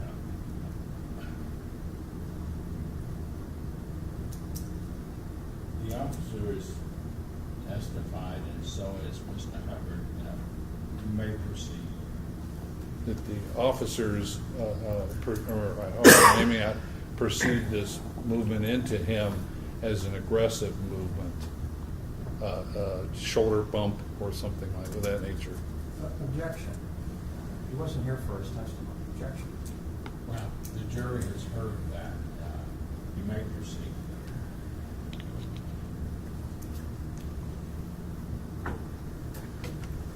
Okay, and if a passenger in the car had said, "Don't fight," how would that affect an officer's perception of what's happening? Objection. Sustained. How do are the verbal statements of the subjects in the car and the subject being arrested, are they relevant to an officer's consideration of what's happening and why? This is totality of the circumstances and everything that the officer perceives, hears, feels, all that is part of his perceptions of what's going on by the suspect and by the people in the vehicle. So yes, that would be a factor. Okay, and I want to press play again.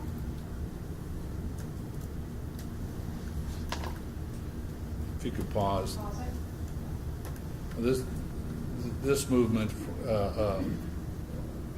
officers have to be concerned with subjects' hands, specifically what's in their hands and what they can get in their hands to attack an officer. So when an officer loses sight of the hands, or when the hands go specifically to the waistband area, that's a serious concern of the officer. Why? Because of at this point in time, Mr. Hubbard had not been patted down for weapons, and majority of subjects on the street carry weapons in the waistband area or in their pockets, and until he has been patted down or searched and is sure to be free of weapons to the best of the officer's ability, we have to keep the hands away from the waistband area. Based on your expertise, are officers trained to proceed as if there could be a weapon until they know for sure there's not? Objection.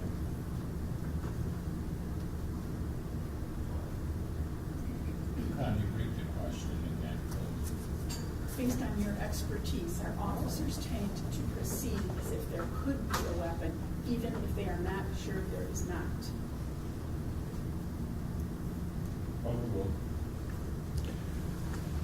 Unfortunately, as evidenced by the assault of officers throughout the United States with weapons, this is a serious concern, and it's part of officer safety. Far too many officers are shot and wounded or shot and killed because they don't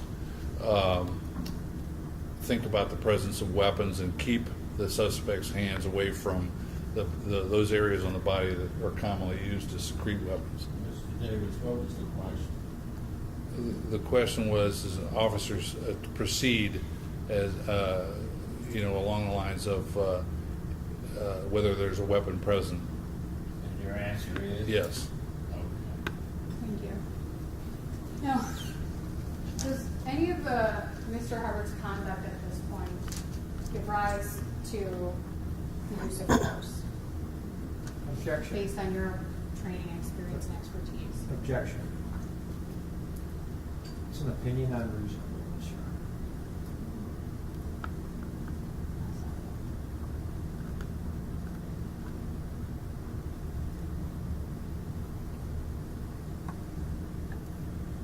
Honor. Answer the question, overruled. Yes. And what is that? It's at this stage when the subjects has bumped into the officer and the hands go to the waistband. If I may, of course, handcuff. Objection. Give me a second, please.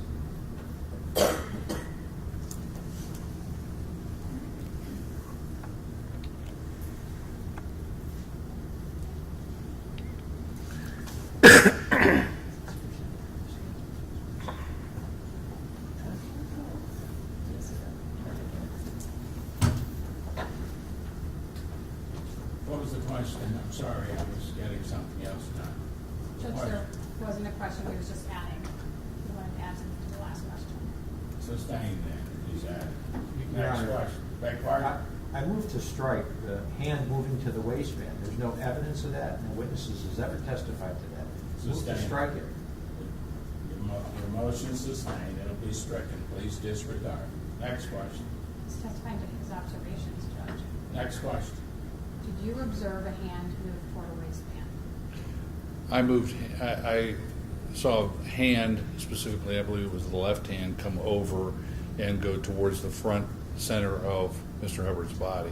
Okay, can we rewind that a little bit and play again? Tell me where you mean. You have press play there. Right in here, we see the subject's right hand is unseen by the camera, but the officer from his vantage point, I don't know what he testified to. Okay. Pause it there.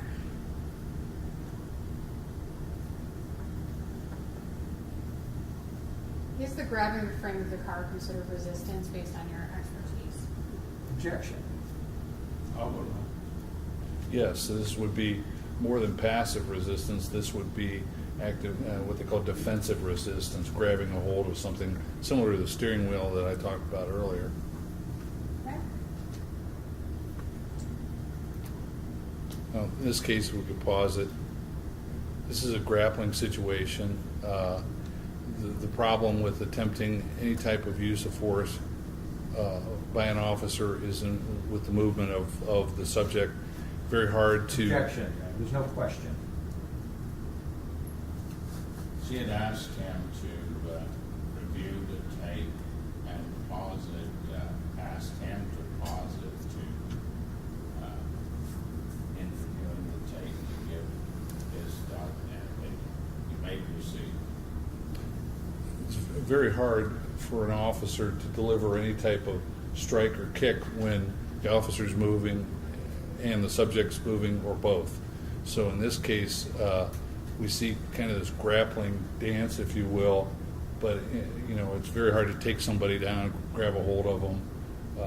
Very hard to take somebody down to the ground that doesn't want to go to the ground. Usually officers are taught to do some type of distraction technique. It could be a knee strike to the outside of the thigh, a knee strike to the abdomen, etc., some type of kick. But here, when the subject's moving and you're moving, it's very hard to generate power and deal or deliver an effective strike. Based on your training experiences with and expertise with police practices, what have you seen so far which would give rise to the response of a takedown?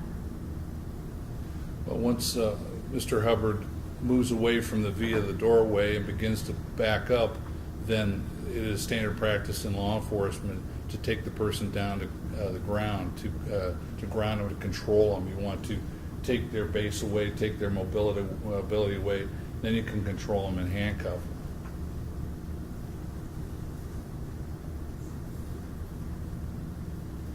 Sorry. Pause it there.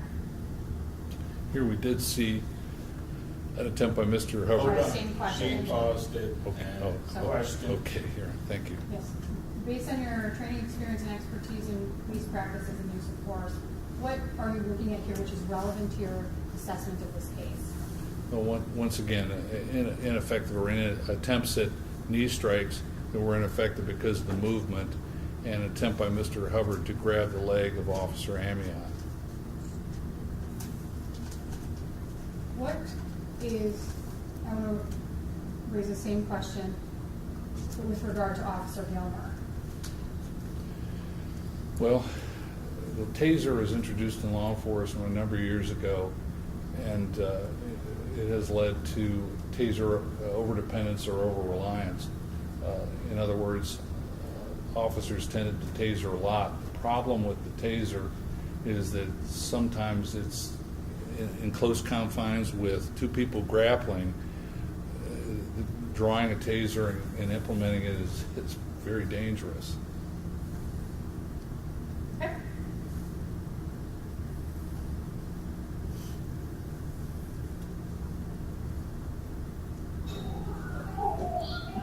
And if we could stop it, and that's why. Taser operates by firing two probes out, and the probes need to make contact with the subject to complete the circuit. In this case, one probe went into Mr. Hubbard, and the other probe went into Officer Amiott. But because of that, because they were in contact with one another, they complete the circuit. The wider the circuit, the more effective the taser would be. It's a pretty wide spread. And this leads to what taser calls neuromuscular incapacitation, or NMI. Essentially what you have is the muscles locking up. This is further complicated by Officer Gilmer now going in and going hands-on, because he goes in within the arc of the probes. He's now affected by the taser, so he's now incapacitated. What you have is a subject on the ground. Mr. Hubbard has gone down. Officer Amiott, from what I understand, falls, and in that process injures his right shoulder during the fall. Objection. Also suffers a hand injury during this time. So you have not only the NMI, or the stun of the taser, but you have the injuries to Officer Amiott that affect his performance from here on out. This is a very dangerous circumstance here. And at this point, they're in the middle of the road, there's nothing blocking this traffic, is that my understanding? Well, common drivers not paying attention, I would say yes.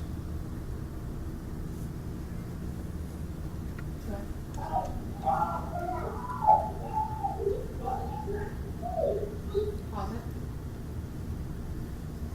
Your understanding, based on your training, experience, and expertise in use of force, including taser, would two people who are tased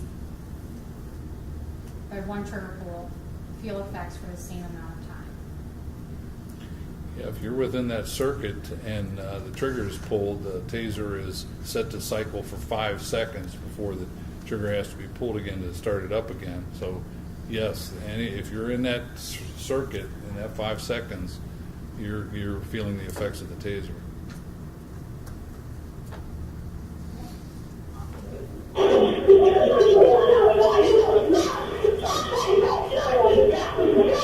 You can pause it. I'm sorry.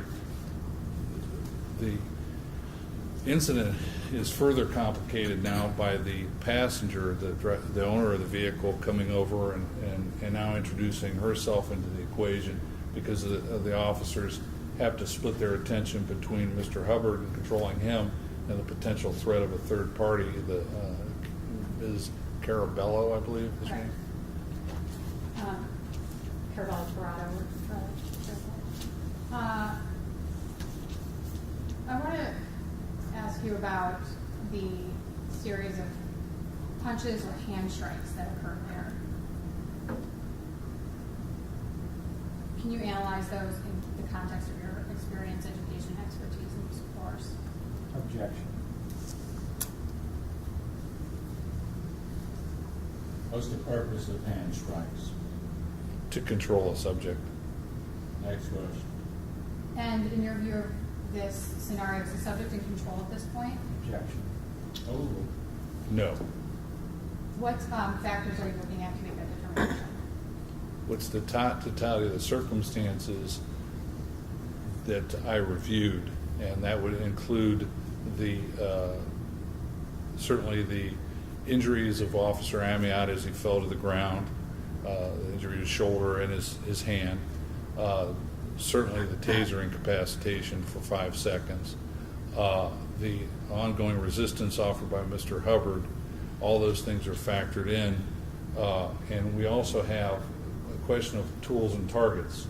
What does the officer have available to try to control a subject at this point, and what tools, whether it's physical tools like his fists, forearms, elbows, knees, or other intermediate weapons such as a pepper spray. So tools and targets is what we're looking at this point to effect control. Can you identify what you're looking at as signs of resistance from Mr. Hubbard here? I'm sorry, signs of resistance? Correct.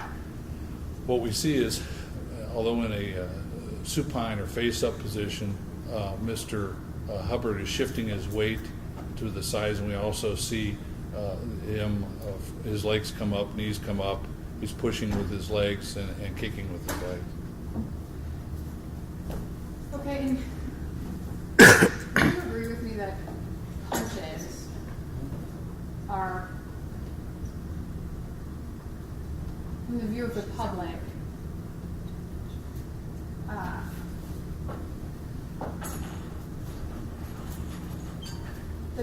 that when an officer punches a subject, from the public perspective, that's problematic? Objection. Would you agree that that's true? Objection. Read the question to me again.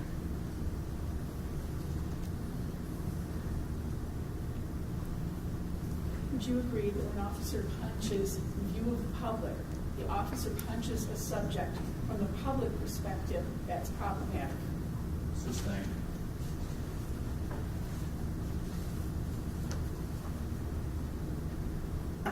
Do you know if public perception, based on your training experience and expertise, if public perception is a consideration in setting police practices and police training? Objection.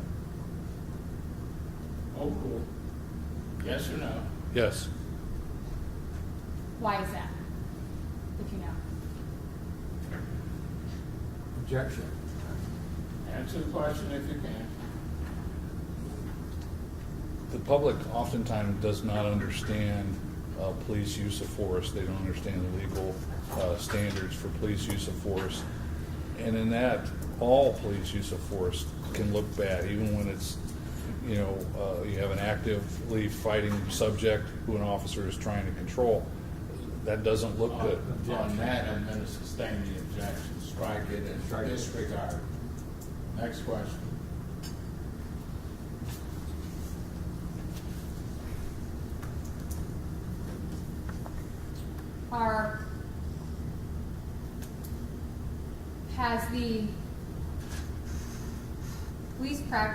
Have police practices and policies, are they reviewed regularly and updated? They should be, yes. And does OPATA do that in the state of Ohio? OPATA doesn't have policies and procedures, but they regularly put out information on use of force, yes.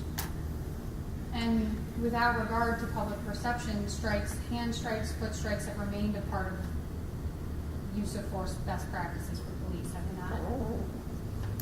These types of strikes are taught basic academies. Do they remain?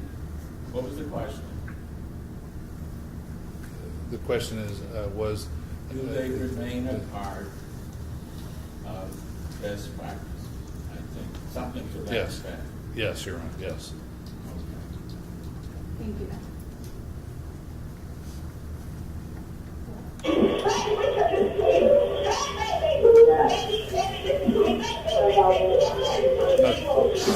If you stop it, please. At this point, we do have the subject's girlfriend who's attempting to get him to calm down and not fight back. Objection. As to his impression of what she was doing, she already testified. Well, he's looking at the tape, so he'll allow it. Go ahead. Next question. What was that impression based on? Her statements, and also her statements out loud on the video. Okay. And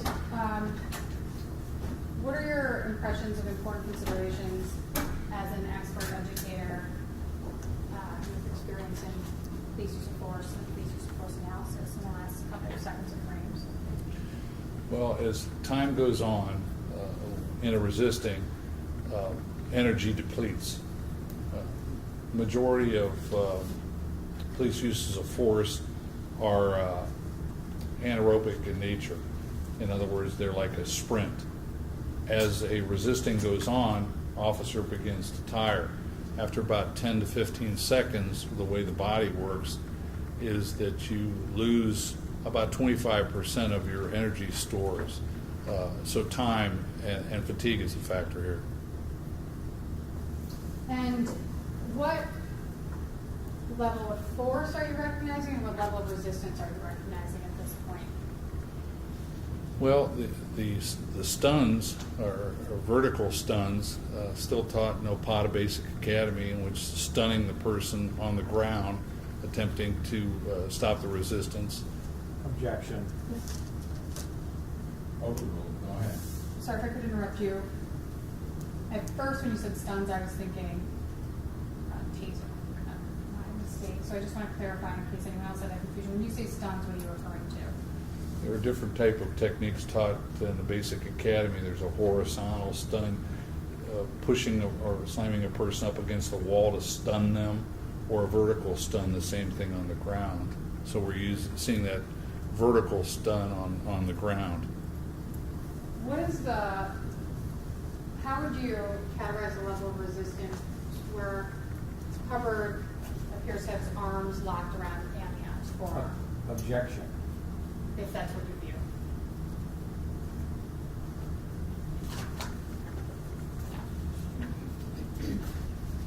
Objection. It calls for a conclusion between the testimony of two witnesses by this witness. It's inappropriate. I can rephrase. Rephrase it. What are you observing Hubbard doing at this point? Grappling with Officer Amiott. And what specifically do you observe that you categorize as grappling? The hands are on Officer Amiott. Okay. And what level of resistance is that based on your training and experience? This has moved up from defensive resistance to aggravated resistance. In other words, he's now actively wrestling. Well, he was actively wrestling when he was standing as well, but continued to do that on the ground.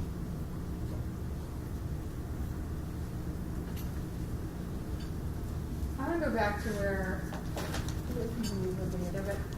talking about when he's standing.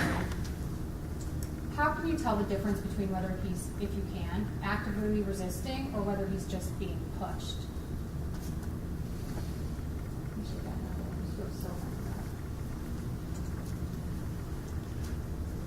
The grappling positions from Mr. Hubbard would indicate he's grappling or holding on. He's not attempting to let go and just being pushed, but he's actively holding on to Officer Amiott. So that would not indicate just being passive and being pushed.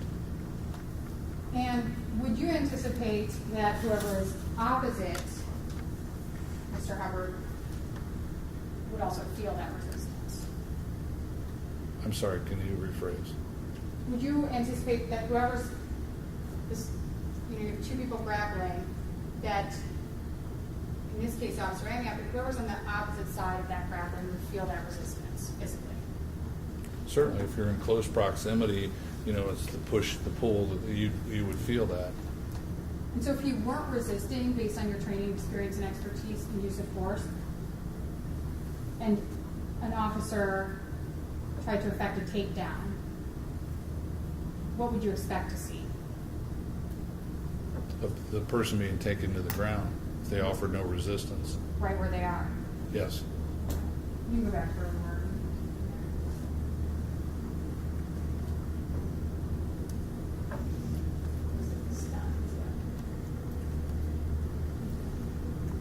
You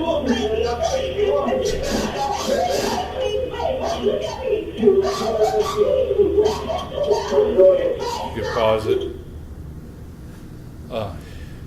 Taught in the basic academy in the state of Ohio is the mount position or the preferred position. What we see is Officer Amiott go from a side control position to what's commonly referred to as the mount. It's a safe position for law enforcement officers to be in, and they're taught that in their basic academy. All right, stop. What we see is the application of force, in this case punches. Officer Amiott is straddling, Mr. Hubbard. In this case, lesser forms of force, pressure points are not going to be effective. Pepper spray is not going to be effective because of the close proximity, and so strikes are taught. You have the application of force, and usually what you have force is an application and an assessment period, and that's what we're seeing now. So we see strikes from Officer Amiott, and then a pause and an assessment period. Okay, I want to talk about, could you just play the last couple of frames? Yeah, you're just gonna.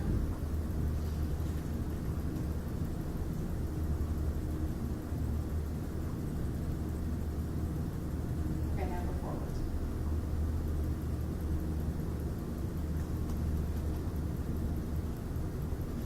What is this? Is there any significance? Do we see Mr. Hubbard thrusting his hips up here? One of the counters, and this is taught in Brazilian Jiu-Jitsu, and you see it in the mixed martial arts competitions such as the Ultimate Fighting Championship, is a bump to bump the person off the mount. In other words, they use pelvic thrust to bump the person over the top, so that's a common escape from the mount. To get the person off you? Yeah, common escape when you're on the bottom and you're mounted is to bump the person off of you.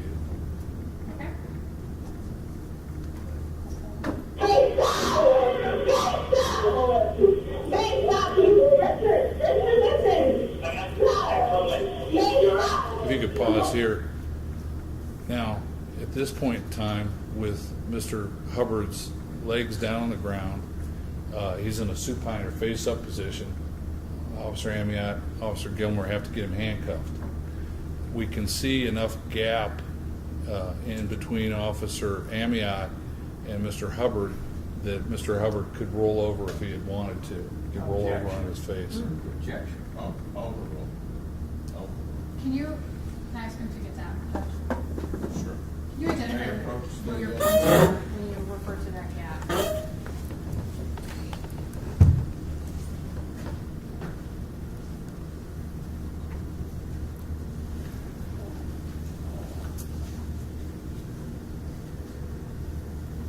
In this area, which is underneath Officer Amiott's pelvis, you're going to be able to see light come through, which would give a gap or distance for Mr. Hubbard to be able to roll over onto his face.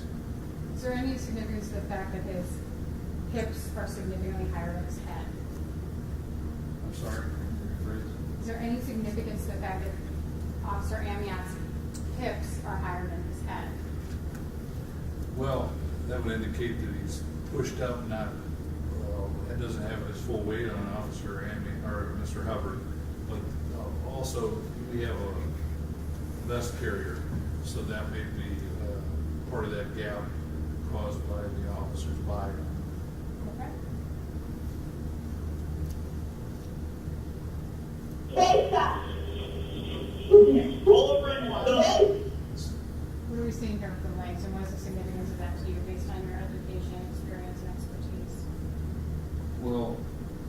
same time that they're saying roll over on your stomach, we see movement by Mr. Hubbard, but we don't see movement to roll over onto his stomach.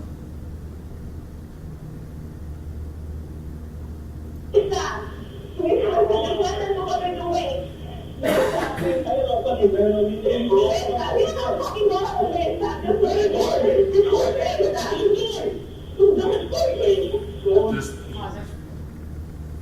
At this stage, it seems like Mr. Hubbard is more concerned about talking to and talking than he is with rolling over and submitting to the trial. Objection, Your Honor, to his interpretation. Move to strike it. You may, he may proceed. The jury has heard our previous testimony. You may proceed.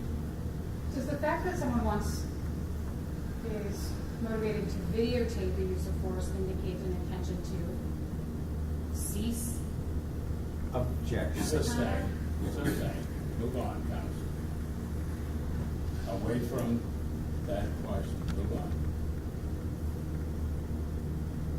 Is there anything about that verbal exchange, besides what you just said, which is relevant to your assessment of this use of force?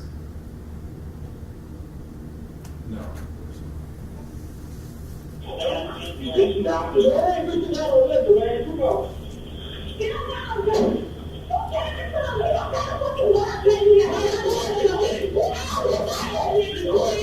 At this stage, when we see that Officer Amiott is reshifting his weight, and Mr. Hubbard just continued his roll, he would have been in a prone position, in a position to handcuff. Does the positioning of the legs here, posting out with that knee, have any effect on the officer's ability to roll, Mr. Hubbard? It would depend on what the officer is feeling from the suspect. I can't state what he's feeling, you know, if you watch the video.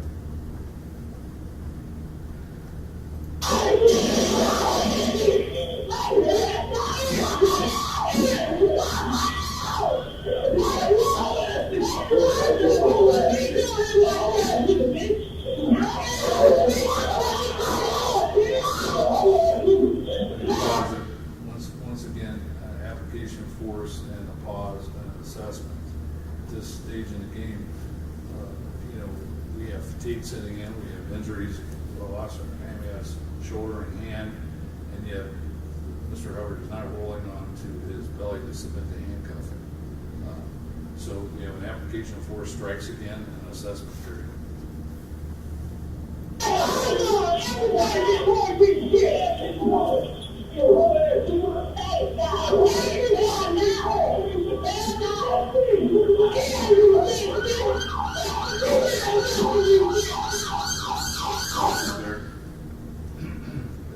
This stage, we can back it up a couple frames.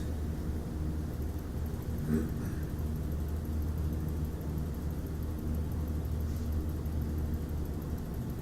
can see here by foot placement a little bit more that, you know, Mr. Hubbard is now with his toes down in a handcuffing position, but is still driving with his legs. At this point in time, the officers could grab hands. It's like they are grabbing hands. They're still unable to handcuff.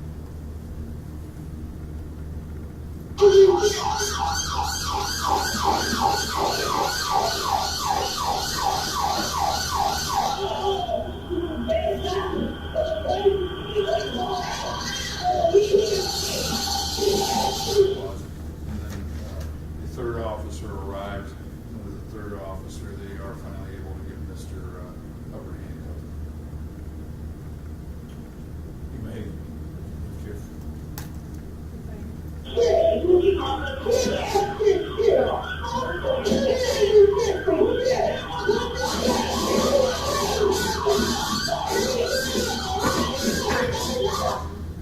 you see any use of force once Mr. Hubbard has both hands handcuffed?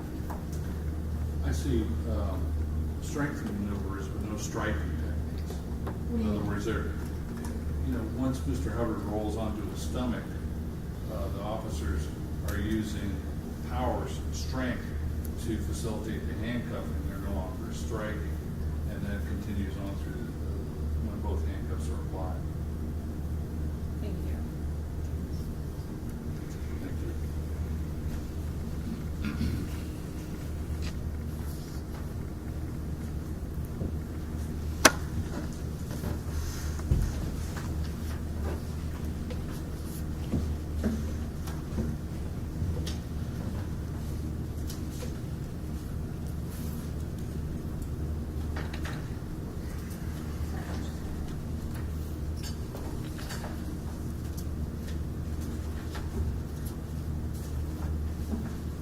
On page 9 of your report, you talk about some important considerations about digital video evidence.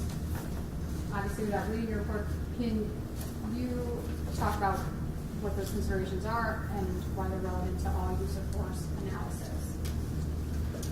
Well, unfortunately, it's the over-reliance on everyone on digital video evidence. We think we see something, and we don't have the full information. We don't have enough to make an assessment or an analysis. We know that things can look brutal. The police use of force can be brutal, even when it's lawfully employed. Objection. Overruled.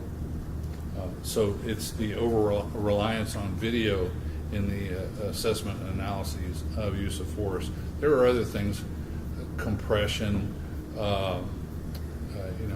the speed of the video, the frames per second, et cetera, that we need to explore, but there's overall the over-reliance on the use of video in the assessment of a police officer's use of force.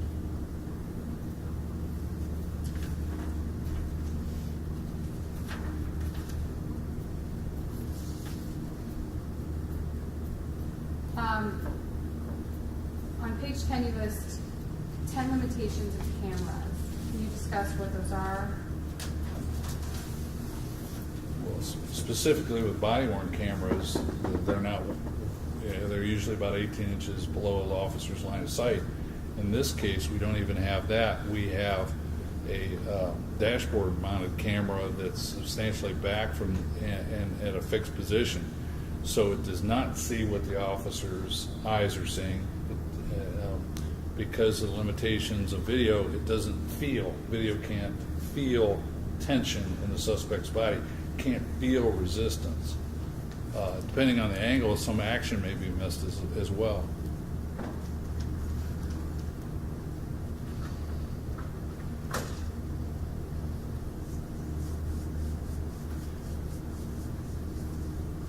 Can you talk about the concept of second guessing or 20/20 hindsight as it relates to use of force analysis? The Supreme Court in Graham v. Connor specifically said that force is not to be judged in 20/20 hindsight or referred to. Your Honor, objection. Reference to the law.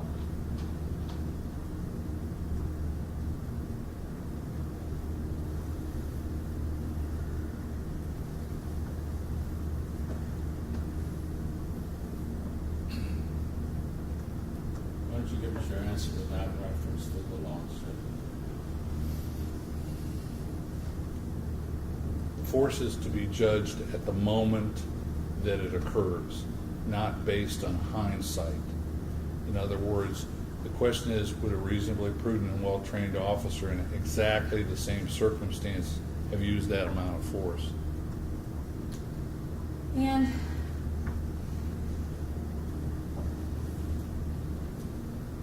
certainly different officers, based on preferences, may choose different types of force within the allowable range of force. Is that true? Yes, strengths, it could be sex, male officer versus female officer, relative strength in the officer, tools available, etc. So, yes. So, for example, based on a subject's level of resistance, let's say taser, hand strikes, ass baton are all within the continuum of force. Whether one officer uses hand strikes or another uses taser,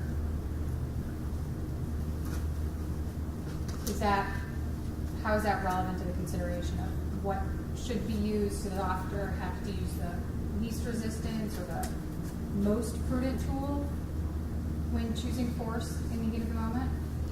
No, officers have a range of force options. In this case, everything from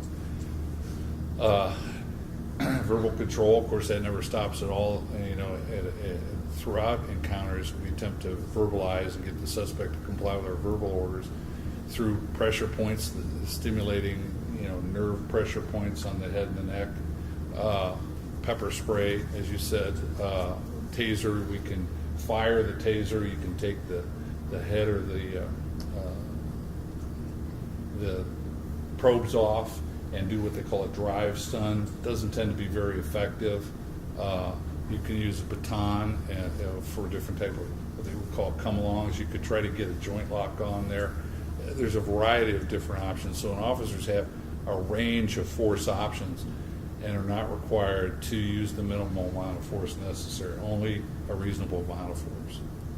Okay.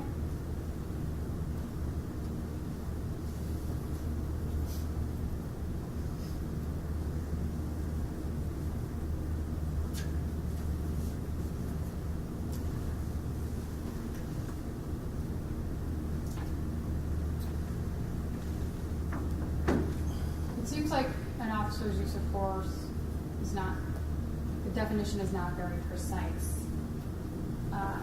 Why is that? Reasonableness in the law is not a, in the law we see things that reasonableness is incapable of precise definition or mechanical application. So the law allows an officer to use a range of force options, and that force only has to be reasonable.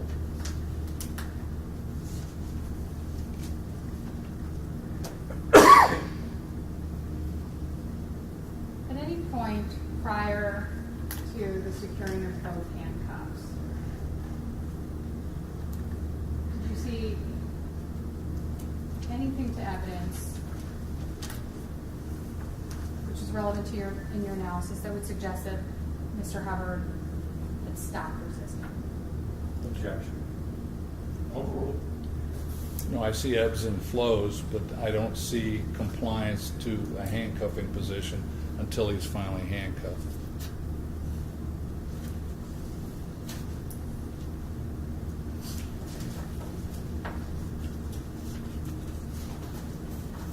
Does force have to be, does an officer's application of force have to be perfect?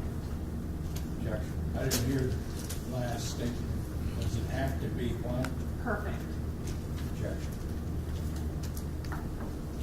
Overruled. No, only reasonable.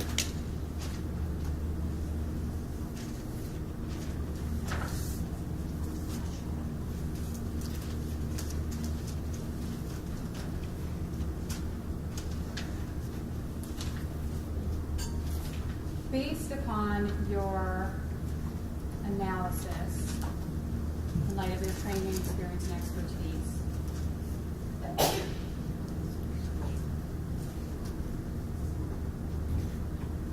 do you believe that Officer Amiott's application of force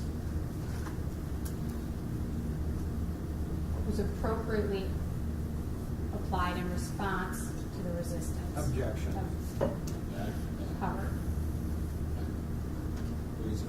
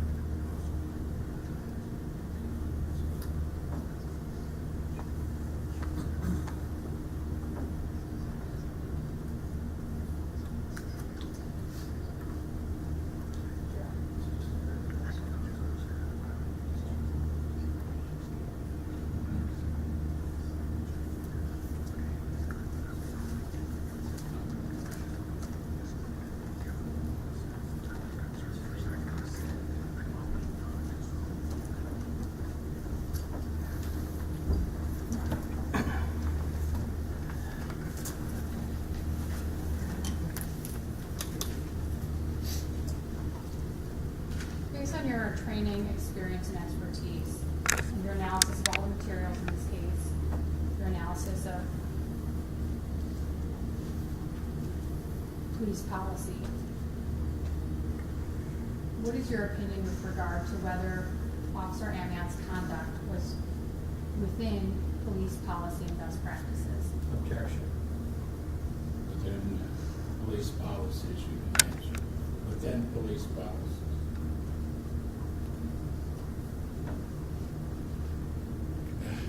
Can you extrapolate on policies? Or do you mean specifically Euclid policy or general police practices? General, like statewide general use of force policy. Yes, that Officer Amiott's use of force was within best practices in law enforcement in the state of Ohio. Within the policy. Yeah, Let's say best practice. Strike practices, Your Honor. Move to strike. Sustained. Next question. Was it within policy? Yes. I don't have any other questions. Very good.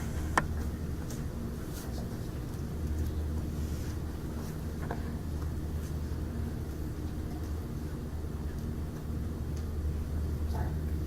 You may cross. Thank you.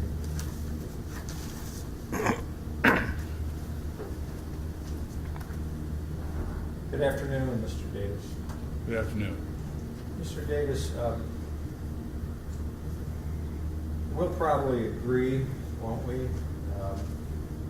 that the use of force continuum is made up of an action and reaction continuum, correct?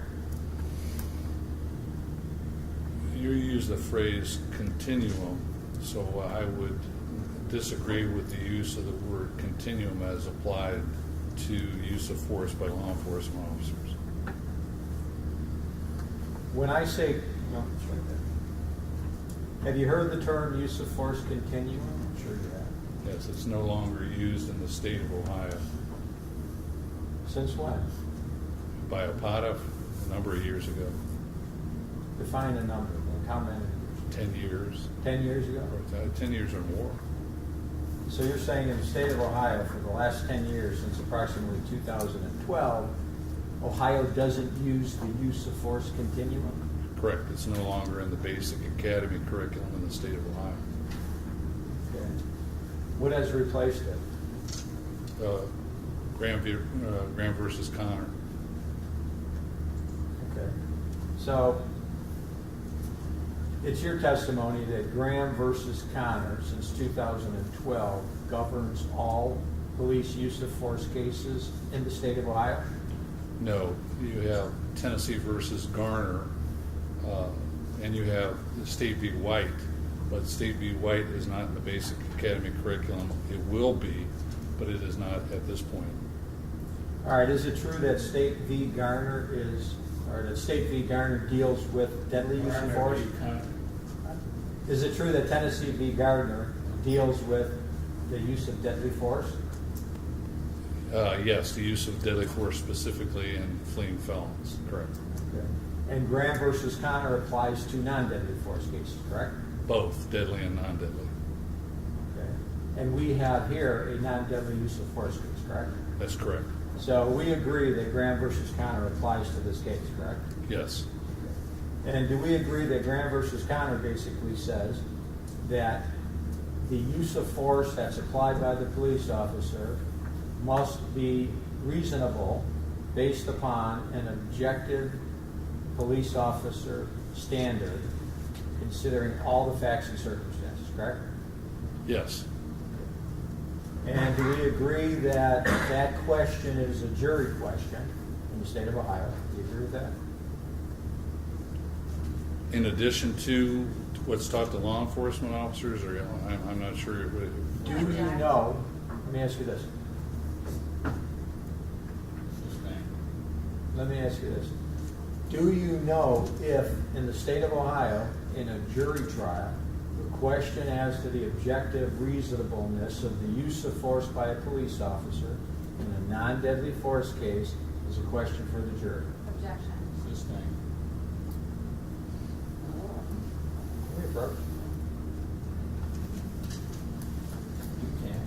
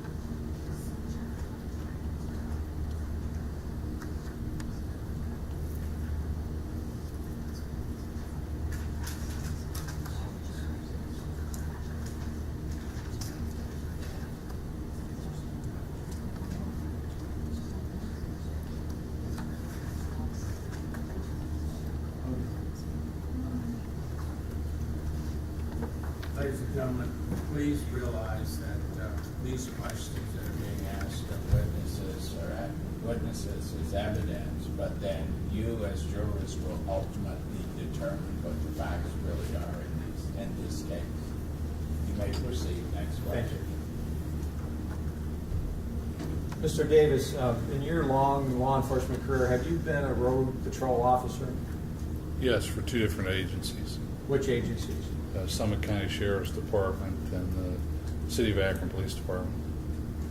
And I think you indicated that, or did you indicate that you have made some arrests for no operator's license? I have, yes. How many times do you think? Well, let me ask you this. Sorry. How many times in your career do you think you stopped a vehicle where the person had no operator's license or not a valid operator's license? I really can't. It would just be guessing in all the years, especially in street narcotics, how many times that was done. More than 50?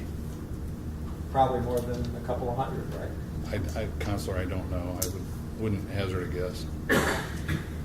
Can you hazard a guess as to how many times out of 100, if you stopped a person for no operator's license, would you make an arrest of that subject as opposed to giving them a summons to appear in court?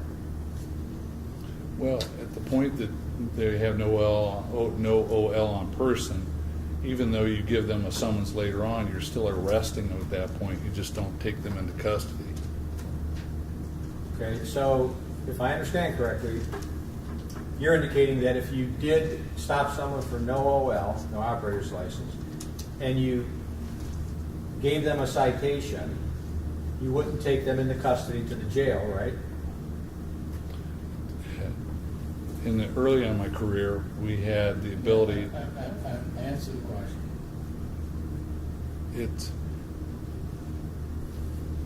Could you rephrase the question?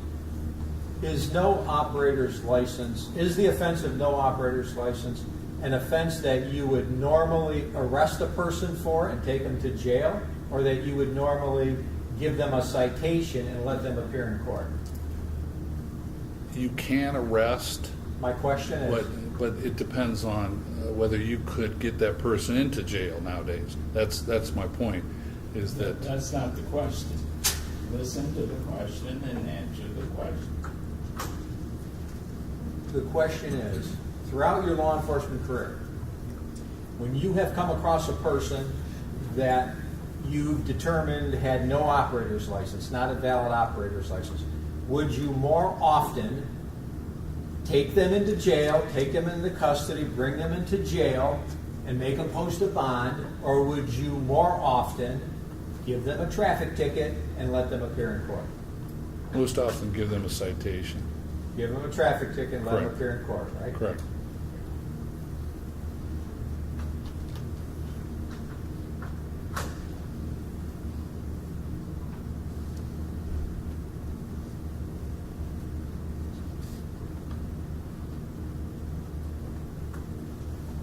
You tell us that the camera is not an accurate reproduction or reflection of what actually happens, correct? That's correct. Okay. Would you agree that the most accurate reflection of what occurred on that scene at that time is the police officer's testimony and the other people on the scene? I believe testimony would be a more accurate reflection of what they actually saw, heard, felt, etc. Okay. And then do you agree that then that testimony has to be assessed by a fact finder for credibility and weight? Do you agree with that proposition? Fact finder, can you extrapolate on that point? Oh, judge or a jury? Objection. Number one, I think given his experience and expertise, he knows what a fact finder is. Overruled.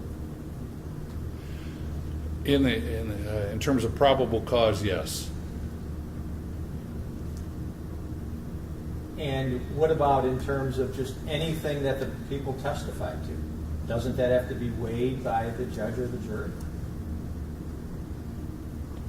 In a criminal case, we would look at probable cause and reasonable suspicion, not just overall testimony, but yes. Yes. So you know that the event in this case happened in August of 2017, right? I do, yes. And when did you first get involved in this case? I believe it was the fall of 2017. Okay, so it happened in August. You think you got involved for the first time in like September or October or something like that? I believe it might have been November, but in the fall. And have you been involved in it since that time? In different facets of it, yes. So were you hired a number of times or just one time or what? I was originally retained by the local Fraternal Order Police Lodge to work on the internal discipline case. Later on, I was retained by the Ohio Labor Council to work on the criminal case. So right now then, since it's the criminal part of the case, you're working under the auspices of the Ohio Criminal Council? No, Fraternal Order Police Ohio Labor Council. Ohio Labor Council. Correct. Okay. Do you have a contract with them? Contract? No. What are the payment arrangements? I invoice and they pay. So you're getting paid for your testimony today? I am. How much do you think you were paid over the course of the last several years working on this case? Irrelevant. Move on. He's an expert, a paid expert. Move on. There are a lot of experts across the country on use of police force, correct? There are, yes. And I think you testified that generally what happens is you receive a phone call from somebody, and if I understand correctly, they give you some of the background information, and then you give them a basic opinion as to what you think, correct? No. You can't make an analysis until you have the material. So usually what happens is the attorney will forward me some of the material, if not all of the material, and ask if I'm interested in the case or not. And then, that will lead to a retainer and then an oral opinion, official oral opinion.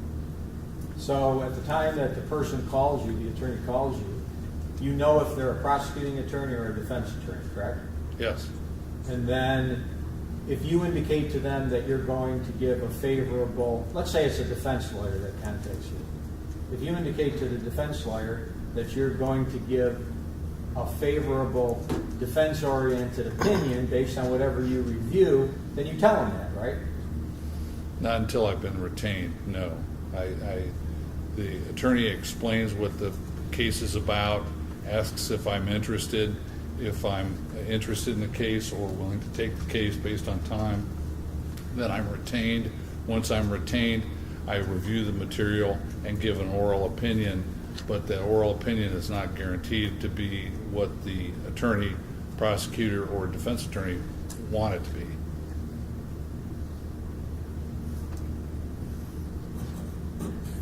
So are you saying the initial part of it is a free review? Is that what you're saying? Oh, no, there's too much material. There's a volume, there's videotapes, there's reports to review, there's audio tapes of interviews, et cetera. It's too time consuming. So no, I'm given a loose explanation about the case. I say, okay, I'm interested in the case. I'll take the case. Send me the material. Here's my fee schedule, including my retainer. Once I'm retained, I review the material and give my oral assessment.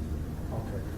So, just to drill into that a little bit, because I want to We're understand. not drilling too much further. I just want to understand. We've heard it. So, is it true then that, in this case, a defense lawyer would pay you a certain fee to review certain things, and then if you told them, I can help your case, they would pay you to be their witness? Yes or no? No, I don't think that's an accurate reflection. Okay, you said no. Next question.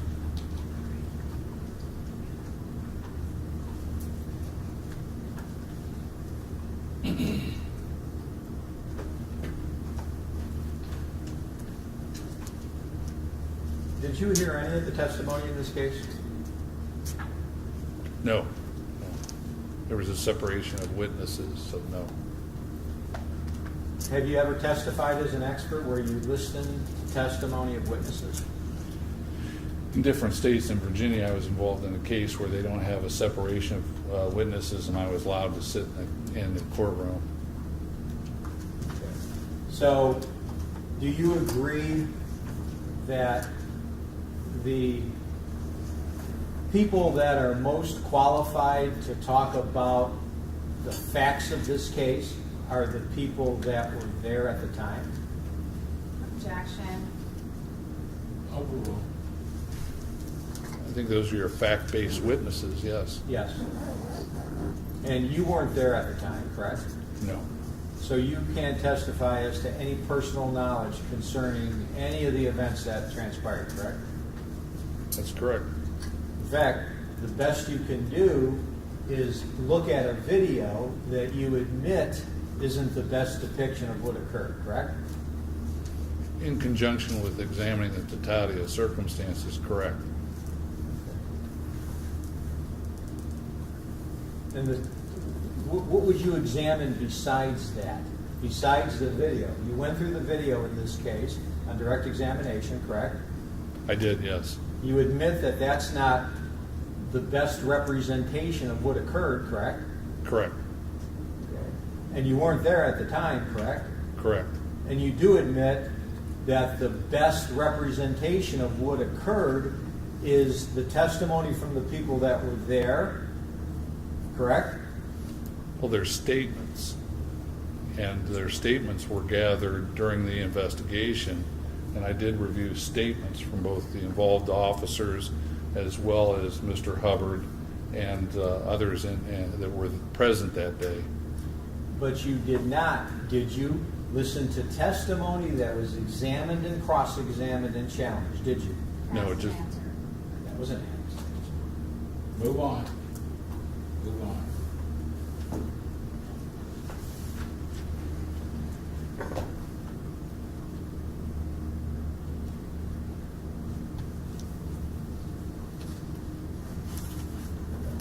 Your Honor, one moment. Certainly.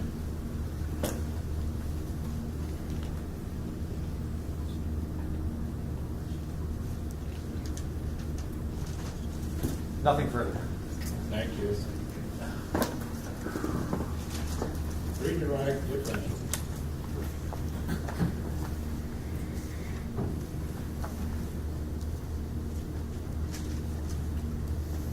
You asked about your experience with traffic stops.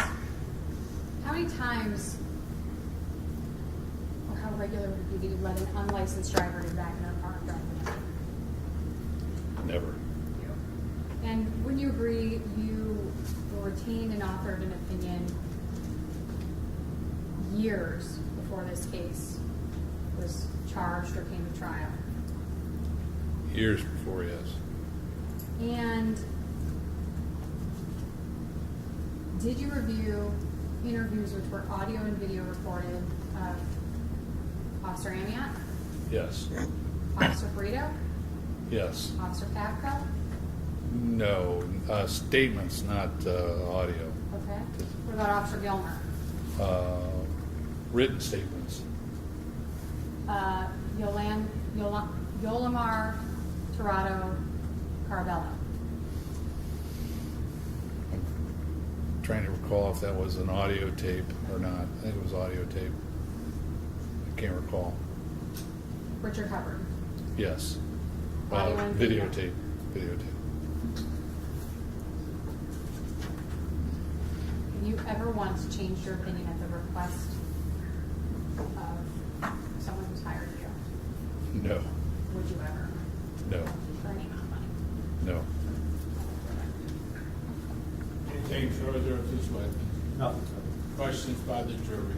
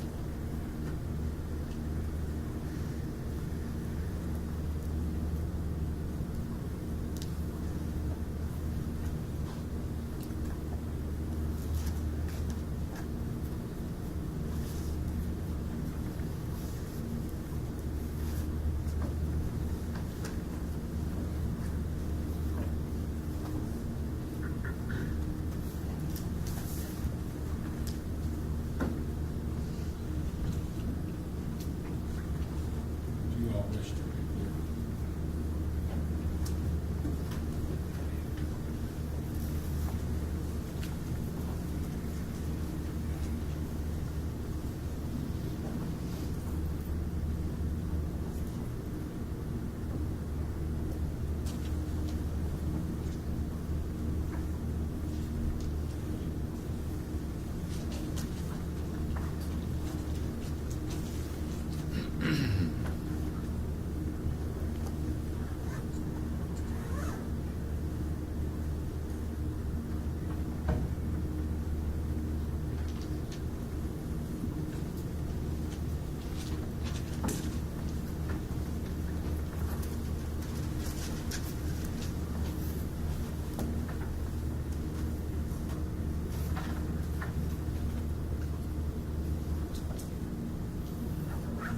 You heard the girlfriend in the video say, "Baby, stop."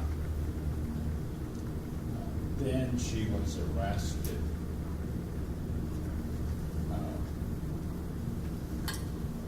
Was she close to the officers or Mr. Hubbard? Within close proximity at one point, yes. At the time they arrested her, was she? No, I say about 6 feet away or so.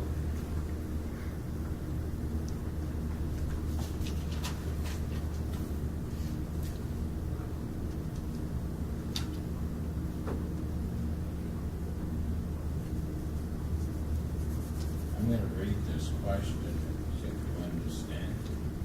Is it true to say if you can't fill a police officer's bodily or other functions, you also can't fill a person being arrested functions? I think I understand that, Your Honor, if I may. Okay. If you're not in touching the personal, then you're not going to feel that resistive tension or feel that subject's movement. Yes, that would be true. Not responsive to your questions. Questions based on, these questions.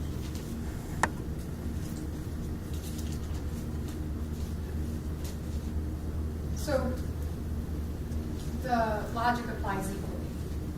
If you can't feel the subject's tension from watching a video, you also can't feel the officer's tension or movement from watching the video. Is that correct? That's correct. If you're not in touching the person, especially when we're talking about video, you're not going to be able to feel that. That's correct. And based on your training, education, experience, even though Ms. Carabello was at times trying to subdue Mr. Hubbard, is there... Objection, sustained, mistake. She wasn't trying to subdue it, I don't believe. Even though at times she was verbally saying, stop bang, is there a law enforcement purpose for her arrest? As the situation would transpire, the officers would have to come up with their probable cause for making that arrest. So it depends on what the officers perceive. My focus, of course, was on Mr. Hubbard in this case.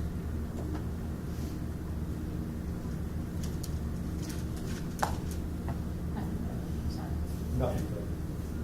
Thank you, you may step down. Thank you, Your Honor.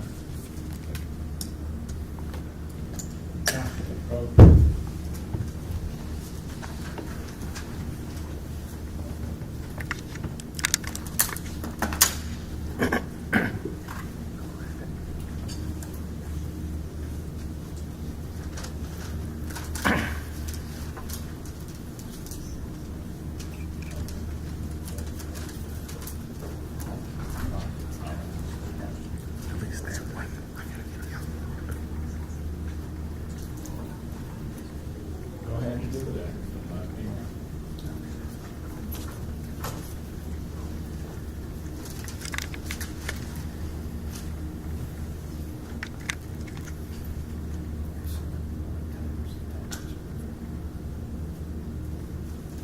To arrest, Your Honor. Very good. Subject to the admission of exhibits. Very good. Subject to admission of the exhibits, the defense has rested their case.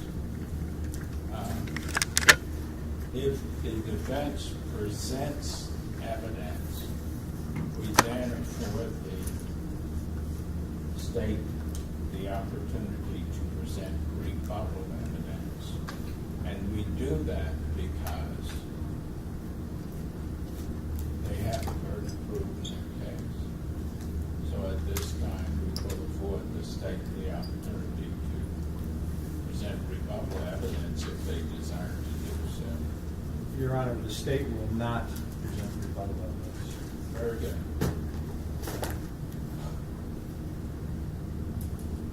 Barring any unforeseen actions, you've received all of the testimonial evidence you will receive in this case. The next step would be for us to have closing arguments and instructions of law. And then the case would be in your hands to make a decision one way or the other. Needless to say, we're going to go home, or you're going to go home for the evening. And we're going to come back tomorrow morning and then have closing arguments and instructions of law. Critically important that you remain as you are at this time. Do not try to make any decisions. The critical thing is that in order to make a decision, it takes 8 of you. The other reason is because you don't know how or what to do with trying to make a decision. That's the purpose of the instructions of law. So please go home, put it on the shelf, and come back tomorrow morning ready to proceed. Anything prior to recess on behalf of the state? No. On behalf of the defense? We'll be on record. Yes, we're on the record. We will after we finish. We still have some matters to cover outside of the hearing. With that, we'll be in recess until tomorrow morning at 9 o'clock. All Rise.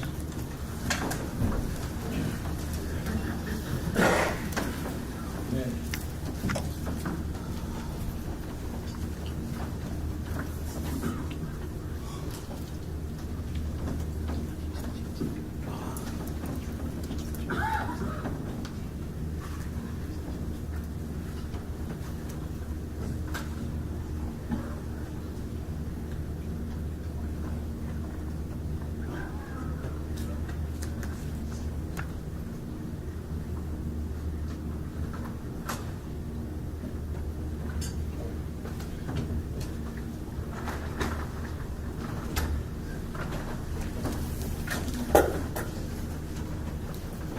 Good evening, Judge. good evening, have a good evening. Good night.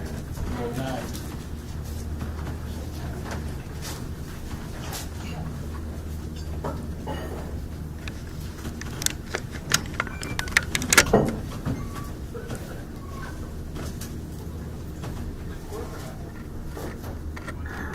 You all may be